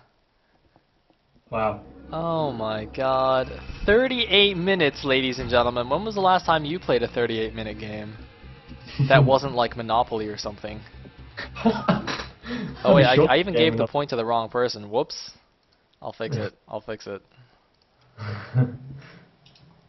Wow. Crazy stuff. So, big congratulations to TechnicS there for going through. He is definitely going to be in for part of the prize pool there. And unfortunately, AstrO will be ineligible, dropping out so close but yet so far. But definitely a creditable performance to himself, and we'll be seeing much more of him in the future. Indeed. He's not out yet, though. He's not out yet, Elegant. Of course. It's 2-1. I'm coming straight off the SAS tour. At least one more I'm game. on my way. Hopefully two. Hopefully two, because these guys have been showing us some pretty epic stuff. Yeah, man. I apologise to everyone. I've casted 2 tours today. It's alright. It's alright. Yeah, my voice is crapping out on me a little bit now as well, but that's okay. It's okay. Hey, dude, I'm sick. What's your excuse? No water, right? I'm just going to get a quick drink of water, so give me a second. Alright.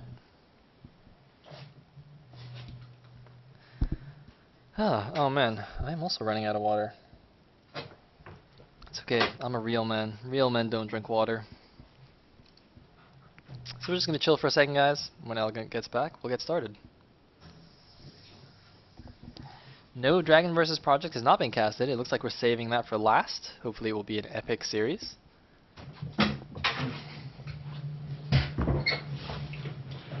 And, okay, I return. Alright, excellent. So let's go right into it. Game number 4. AstrO still alive and kicking. Elegant, of course, doesn't want him to be, but that's okay. AstrO will survive. No, I love AstrO. AstrO, don't be getting me wrong, man. I'm just a confused child lost in the big wide world. So I'm going to do the calling out action. Not that I'm fit for it anymore. In the top right hand corner of the map, spawning in as the teal Protoss, we have ISL3 AstrO, and in the bottom right hand corner, spawning in as the white, is he white? Kind of creamy sin coloured Zerg. Bottom left hand corner, spawning in as the white Zerg. I did speech marks there, but you can't see it because I'm not on camera. Spawning in as the white Zerg, we have ISL3 TechnicS. Expecting more great stuff with these guys right now. The map is of course going to be Benzene, that oh so short-lived map in the pro scene, but one that we all know and love. Hey, if you promise to eat a hat again, I'll put you on camera. Nah, that's so not happening. That Dude, hat was fluffy as you'll hell. boost our viewer counts, man. Do it for esports. Do it for Brood War. What's wrong with you, Elegant? There's a VOD. I mean, people just play that, can't they? can't they? Anyway, looks like it's going to be an over something from TechnicS. And just pile on at the front for AstrO. It's going to be a overpull. Yes. Overpull from TechnicS, as usual. Meanwhile, this probe doing a little loop-de-loop in the middle of the map. And now he's going to go down into the base. Gotta have their fun, haven't they? Dem probes. Indeed they do. Doing the run action. And it's going to be the normally 4G fast expand stuff up from AstrO. Just making sure he gets that probe over to the Zerg main, just so he knows where he can lay down the Nexus first. Or he's going to have to go straight to Forge. And he does deduce from his scouting information that he can go Nexus first. So prepare for the Nexus and skadoosh. No? What? What? Wow. He was saving up for the Nexus. What on earth, AstrO? AstrO, that is like pussying out, man, dude. Whoa, whoa, whoa, whoa, whoa, whoa. He was saving up. Okay, look at this. He was basically going for the 11 Nexus, right? Right? Because 11 Nexus is fine against overpull, especially on a map with a long rush distance like this one. And the thing is, like we saw in Game 2 when they were cross positions on Sniper Ridge, like he saw an overpull and he didn't go for the Nexus first, even though I was like, I think he can, but maybe he just wants to be safe. And then now this time he was definitely safe, like definitely safe. I don't know. He says the pool was too soon. He's in the chat. He's like, no, the pool was too soon. Dude, you gotta man up. You gotta build that Nexus, all right? Just man up. God. Yeah, Sayle has spoken. He's wielding his mighty E-hammer on your head right now. Exactly. You should be ashamed of yourself. Judgment has been passed.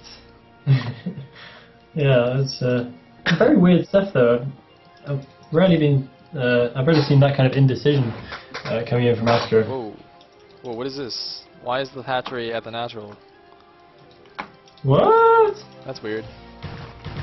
That is bizarro. Is he just gonna Hydra Bust something? Is he cheesing? TechnicS, are you cheesing? There's no way it's not going to be cheese at this point. I mean, already throwing down 2 hatcheries in the natural at this point, it's got to be some kind of cheesy stuff. Yeah. It's probably going to be a 2 base right now, surely. I mean, what else is he going to be doing off this? 3 hatch. I don't know, he's not taking a gas yet though. Maybe he's just going to make a 4 hatch / 5 hatch Hydra build again. In which case, it's actually it's kind of okay to make that hatchery. Yeah, it looks like he's just going to expand to the mineral only now. So he's just doing 4 hatch no gas. Possibly 5 hatch no gas. So that's okay actually, I think. I think that's okay. Anyways, I think so, yeah. Cybernetics core is on the way. Now is AstrO going to go for more speed lot shenanigans? Or is he going to play a little bit more conventional? I think so. He's got the +1 weapons on the way in right now, as soon as he gets that 100 gas, so there's only going to be speed lots at this stage. So this is really panning out pretty much the same once again. And I kind of like this, because it's both players being confident in the way they play, and being confident that they can take it. And yeah, making no excuses, which is cool, I like it. In the meantime, the probe, I think it saw that mineral only expansion, and now it's going to see there's nothing in the top left, although since the hatchery was there, it most likely wouldn't be in the top left. Anyway, looks like TechnicS getting his gas up at his natural. He's got his gas mining in his main, so it is just going to be 4 hatch Hydra, and Hydra Den should be coming up shortly here. Oh, the scouting probe still running around. Oh man, these Zerglings are AFK! Wow, they could have blocked that probe, but they did not. BM Zerglings.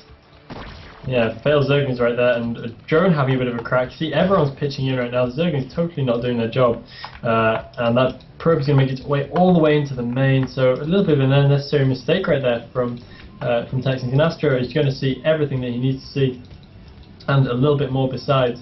And I feel that, as we've seen so far, his build counters relatively well. The difference is right now he's making a Stargate, whereas previously we've seen him not necessarily make a Stargate, if I am correct. Did we see him not make a Stargate last game? Indeed, you are correct. Okay, so yeah, he's going to be slightly thinner in terms of the speed zealot count, so maybe we won't see him be quite as aggressive, and maybe not quite so successfully aggressive as last game, so possibly taking a little bit more of a back seat and building up maybe some +1 Corsairs, although we still don't have +1 air weapons coming in, so we'll have to wait and see for that one. Probably going to be waiting to get the zealot leg speed straight away. By the way, an interesting little tidbit. So, AstrO is actually in the chat right now saying how he didn't prepare for this match, and I believe he also posted in the ISL3 thread about how like he's been playing Diablo 3 all week. So, yeah, that might be affecting his level of play in these games. Playing D3 instead of practicing for ISL3. Tisk, tisk, tisk. Everyone is playing Diablo 3 Dude, right now. I mean, I didn't even buy it, man. I was like, I gotta cast SP. me neither. Dude, and you know why? Because I was like, oh man, I kind of want to get D3, but I gotta cast Pro League this weekend, so I gotta brush up on like my Broodor and my SC2 knowledge. So I've actually been spending this week just like studying VODs and streams and stuff and playing games instead. Boom. Yeah. Hardcore. That's what's up. And the players are just like, no, let's play D3. It's okay. But I'm not going to go near that anyway because it would suck away my entire life. I have a deeply addictive personality. Broodor is already more than enough for me. Much as I love it. And these zealots are running the risk of getting caught in the middle of the map.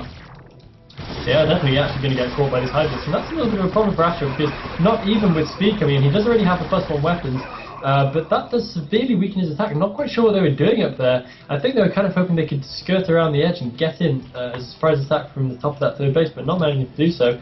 And yeah, this is going to be really, really very harmful to his speed zealot gap. Speed is now in, but he has 2 zealots, 2 +1 zealots, going to be scaring nobody. TechnicS having a little bit of a push in right here, but he's going to see that he's going to be unsuccessful. 1 DT is going to be popping out, and he's going to make sure that he's going to be safe against those Hydralists, because of course there is no Overlord to be seen anywhere near. A couple of Overlords now heading a slow way across the map, but it's going to be a long time before they actually get there. So as soon as these DT pop out, I expect the Hydralists to be forced to retreat, and we'll see what pressure AstrO can actually mount with these. Maybe a little bit of a main base run by. Interestingly, AstrO preemptively built a second forge in his main as soon as his wall forge came under attack, so you know, his forge came up relatively quickly, and of course his +1 was already finished, so nice job there. Meanwhile, it's like going up, adding 4 gateways in his main base, throwing down a ton of gateways, but I don't know, I think TechnicS is in a decent position here. I mean, the supplies are almost even, his economy is pretty nice on his 3 bases. And yeah, he's getting another hatchery now. He can even take this top left base if he wants. This base, I mean, as you can see, now that the minimap is mostly revealed, it is like, you have the 4 bases on each side like match point, but then the distance between each side is like much, much longer, so it is relatively safe for TechnicS to take that in short order, I think. Yeah.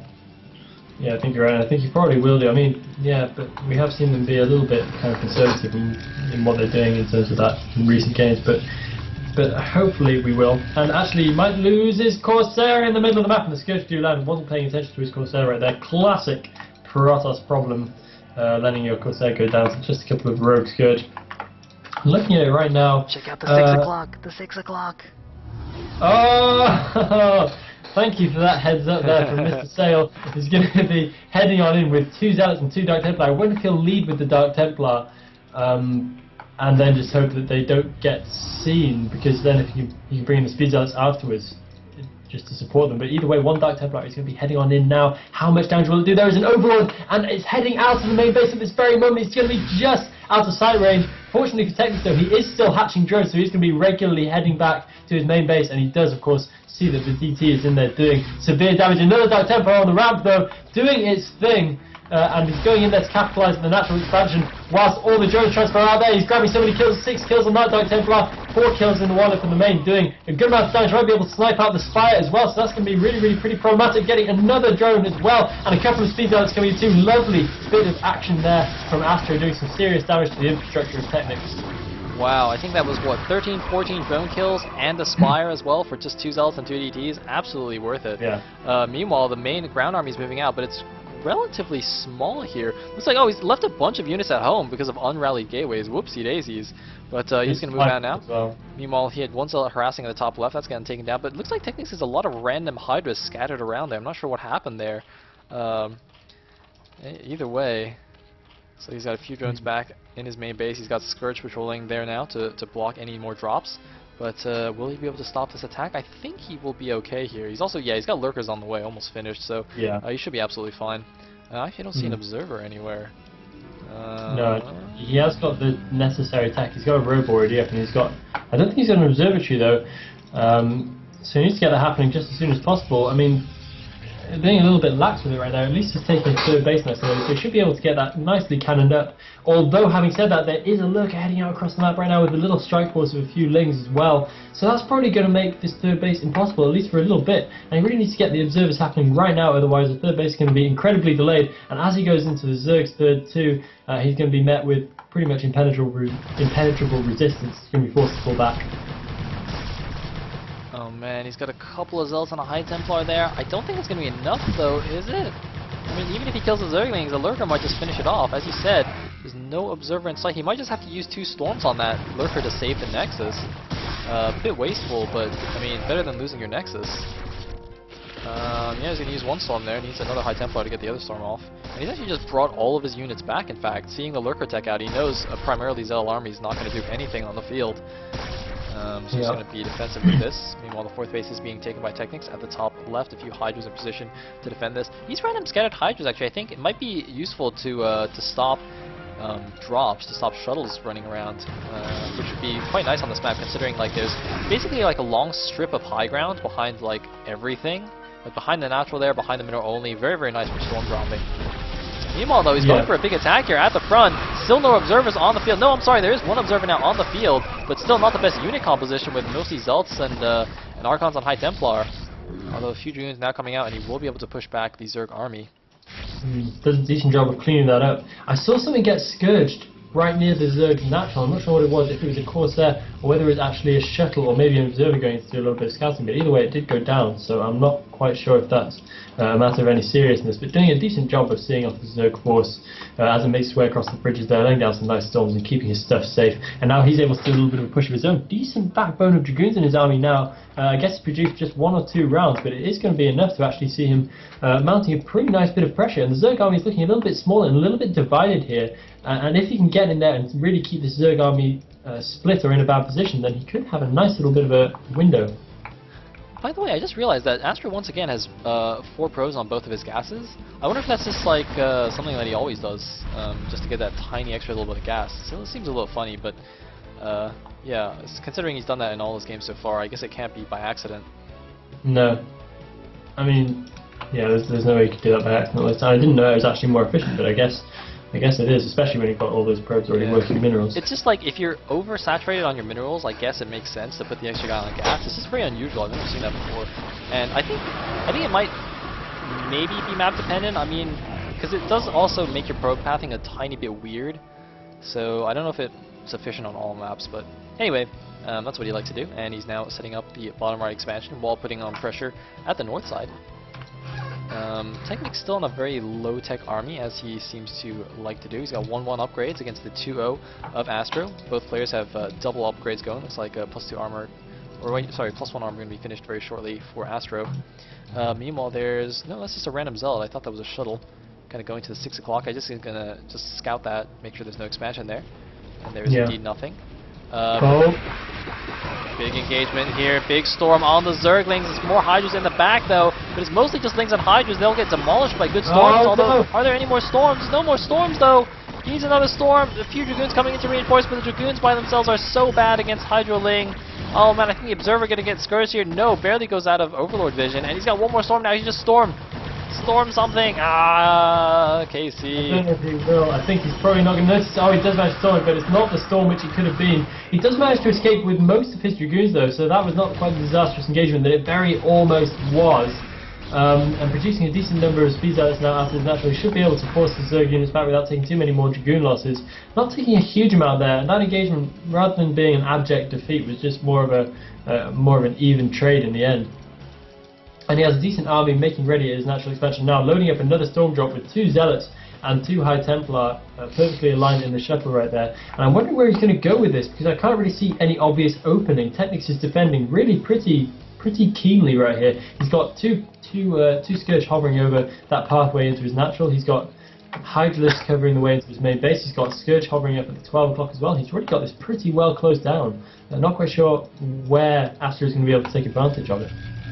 By the way, his gateway count in his main is still relatively low. Still at 5 gateways there. Of course, he's got the 2 at the natural as well, and just added on a couple at his bottom right base. But yeah, seems to be adding them. Well, I guess actually no. Looking at his money, he's still keeping it fairly low. So I guess it's decent macro at the moment. Meanwhile, Run Zealot randomly running through the Zerg army there. I don't even know where it came from.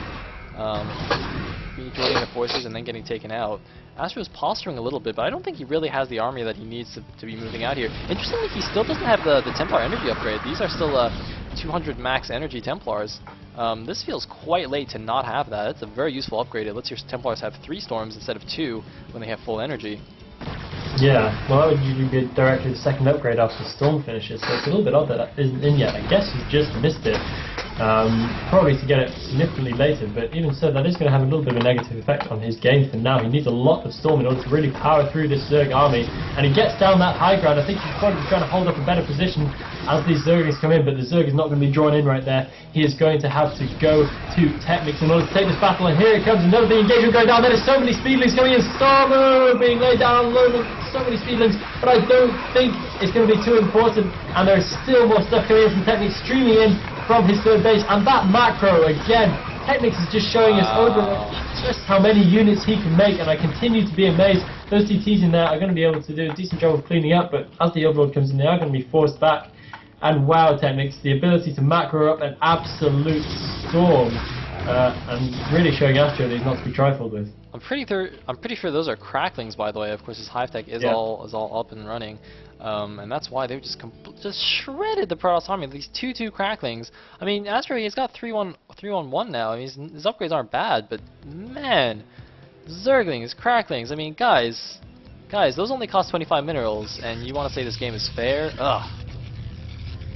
Anyway, looks like some nice storms, killing some more lings here, but Dark Storm is out as well, and a couple of lurkers there are going to definitely force the army back. Meanwhile, Probe going down here to the 530 base. AstrO just going to expand yet again. Players basically splitting the map now. Hey, can he even expand there? I think he might be manoring the Nexus with that pylon. Ooh, that actually looks like he is. Whoopsie daisies. He cancels it. Well spotted. I'm so on the ball right now. Well, not really, but that's kind of a good catch nonetheless. And a lot of low-tech units in the middle of the map for AstrO right now. I mean, he's got a few High Templar dotted in there, but that heavy Speed Zealot composition is going to be really pretty well playing into TechnicS' hands right here. I mean, I guess it's relatively effective against the cracklings, but against the lurkers and against the plague, it's going to have a lot of trouble standing up. But nonetheless, he is pushing out to the middle of the map. He just seems a little bit impetuous this game, whereas in other games he's been very, very patient and just waited for his time to strike. This game he seems to be throwing a lot of forces at TechnicS, and at no point is it really working out for him. Yeah, I don't actually understand why he has no gas right now. Like, he's been mining with 4 gas on all his geysers. I mean, he's got 4 High Templars and Archon, a couple of DTs, and this is like all Zealots, and he's got no gas in the bag either. I don't understand, like, I feel like he should have a few more gas units. I guess he lost more in the last engagement than I thought. But at least he's going to get another gas here at the 530-ish expansion. But TechnicS also expanding here to the 1230-ish location. That's going to be pretty easy for AstrO to drop that. But, you know, conversely, that means TechnicS can drop in AstrO's main relatively easily as well. That's why AstrO is already getting some preemptive cannons and Zealots there. I don't think he even scouted anything. He's just sending some Zealots there just in case. Meanwhile, random mana pylon here at this 630-ish base going to get taken down by a few Zerglings. But the main army's moving up here. Overlord's actually going to spot this. That's very nice positioning for TechnicS, but I don't think he can get his army in position to defend this hatchery. However, if AstrO loses a whole army up there and tries to kill it, and was that a plague? Ooh, decent plague. Gets 5 Zealots and an Archon. But, oh, this is a very nice move. I was just going to say, if AstrO overcommits to killing his hatchery, TechnicS can actually move in and kind of trap him up here. But instead, he only sends 4 Zealots to kill the hatchery and leaves the rest of his army in good position to defend in case TechnicS does go for the attack. And by the way, look at this. He's spreading out his units a little bit to prevent them from getting plagued, not clumping everything up together. Very nice move, once again, just preempting those plagues. In the meantime, a lot of these bases are getting mined out now. TechnicS, well, actually, no, he just had too many drones there. He's still got a few minerals at his main and his natural. Looks like Ultra Speed on the way. He's got a huge rally point in his main base. Do you see that? Does he just not know about those units? I would imagine he doesn't. I mean, because I think these units have been here the entire game. I think that he actually rallied this hatchery here and forgot about it. And every time he's got this hatchery hotkeyed, so every time he makes units from it, he just doesn't see them. But anyway, a big engagement in the middle of the map. Nice Dark swarms down, and Ultralisk out as well. 5-3 Ultras. The most terrifying unit in the game, and Plague on all the Zealots, but a massive Archon's coming out from the back. Archons and DTs is both really good against against Ultras rather. Dark Swarm is down, but the DTs will continue to do full damage under the Dark Swarm. Zealot's moving in as well. I don't see an Observer. No, there's an Observer, and it looks like no, it's not enough. The Dark Swarm is too much, and AstrO will have to retreat here. I mean, Archons are really bad under Dark Swarm. You really don't want to find yourself. Like, they're kind of semi-capable. They can do some damage, but against Ultras, they're really going to be no match. So, sensible decision by there from AstrO pulling back. It really pains me to see when players hang in there too long underneath Dark Swarm, thinking their Archons are still effective. They're not really that effective. They're not going to do too much damage. Meanwhile, down at the kind of bottom, middle, slightly to the left base, we have another hatchery being laid down for Zerg. It looks like that's going to be nipped in the bud fairly simply by the Archon force of AstrO coming in right here. I wonder if he's overcommitting a little bit though, and he starts to get flanked pretty hard. There's a lot of Zerg stuff making ready at the TechnicS third base, and it looks like he's actually going to try and get a pretty decent position on the Protoss player, and if AstrO doesn't pull back right now, then he's going to be hit with a really pretty horrible flank. I don't think he has anything. Oh god, here we go! Oh, Stormu! It's not going to be enough. Plague! Stormu, everything! Oh, wait, no. Well, actually, wait, TechnicS is not committing here. He's got 1 million units. And where's the Dark Swarm? We need a Dark Swarm here, or maybe we don't. It doesn't even matter. There's the Dark Swarm. AstrO retreating to his expansion. He's got a few cannons, a few extra Zealots, and a High Templar there. But this could actually just lead TechnicS into just killing that base. Meanwhile, AstrO, look, he's built so many cannons at his main to stop a drop, and yet TechnicS has not been dropping at all. It's a bit of a waste there, but I mean, I do understand why he's doing it. Because, you know, right now his army is so far away from his main that if TechnicS just dropped, you know, like 8 cracklings and he didn't have any cannons there, it'd be a nightmare. Meanwhile, Zealot's actually just running in here, going to try and snipe this hatchery. Cracklings are attacking them, though. I don't think that's going to work, yeah. Definitely not going to happen. The Zealots easily taken care of. Cracklings are too good. They managed to take a fair amount of health. Zealots are actually really, really good at taking down hatcheries. They can make the job look relatively simple and get it done relatively quickly, but nonetheless they do get taken out by a decent number of cracklings coming in there, and TechnicS is just spreading and encroaching further out onto the map and making life increasingly difficult and restrictive for AstrO. I mean, if we were to take a look at TechnicS' vision right now, he can just see so much of the map, and he's got such an incredible split right here, leaving him in a fantastic position to actually shut everything down. AstrO could possibly try to do. Plague goes down on an Archon and 3 Zealots, so really not too much of a big deal there. And whilst AstrO is trying to get more of those gas-heavy units into the game, he really hasn't got the resources he needs to make a big enough army to be able to crush the Zerg force in any way decisively. And with TechnicS still sitting with 2.5k minerals and 700 gas in the bank, he's not even able to spend all his resources at this point. It's sat maxed at 200. By the way, AstrO is actually transitioning into Corsairs here. He's got 2 Stargates pumping, and they're the Corsairs just now going down past the natural. They already have their +1 attack. So perhaps doing this late game Sayle DT switch that is oh so effective against Ultra Link, considering there's like almost no anti-air on the map. So you just kill all the Overlords and the DTs kill everything else. But it looks like a few Zealots running into the 12, gonna get ambushed by the Ultra Link here and get completely cleaned up here, doing almost no damage as they watch the drones move in. Meanwhile, a big attack on AstrO's expansion. Is it going to be enough? It looks like so many Ultralists here. There's Archons and Zealots and Cannons and Storm, but is it? Yes, it is barely going to be enough because now the Corsairs and DTs have come to save the day. The Overlord's going to get taken down easy peasy, and now the DTs can kill everything here. There's Lurkers under Dark Swarm, but that doesn't even matter. Well, where's the Observer? He needs the Observer to see everything. Yeah, and meanwhile the drop up at the main base of AstrO means that those cannons finally becoming useful, and we can see how useful they actually were. He hasn't had to divert anything back there. All the cannons have been taken out, all save 2, but he has managed to defend without actually having to use up any of his Storm in that High Templar, which is sitting there laying in wait. And these Dark Templar are actually having a pretty good time of things. The Overlords cannot get anywhere close to all the stuff that is going on here with that massive Corsair fleet hovering over, and this is a great thing to do as Protoss in the late game. If the Zerg has transitioned so fully into a kind of Ultralisk Zergan kind of composition, they've got really nothing to do with these Corsairs, and this is a great move by AstrO, giving him very, very good map control even at this late stage. However, that top base is going to be completely impenetrable to him. There are spore colonies, there are Overlords en masse. He's going to be able to do nothing about this. He might be able to get a halfway decent Overlord bust though, which could help him out just a little bit. TechnicS though, still with the overwhelming map control. His divide is not quite as clear cut as it was only a minute ago though, with all his units moving out into the middle of the map, but I'm sure he'll take that position back soon enough.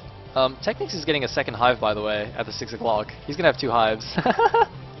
Whoa, maybe health, maybe? Yeah, I think he just wants the extra health. That is hilarious. I think it's the first time I mean, usually people just get a lair. I think it's the first time I've seen a second hive in a game.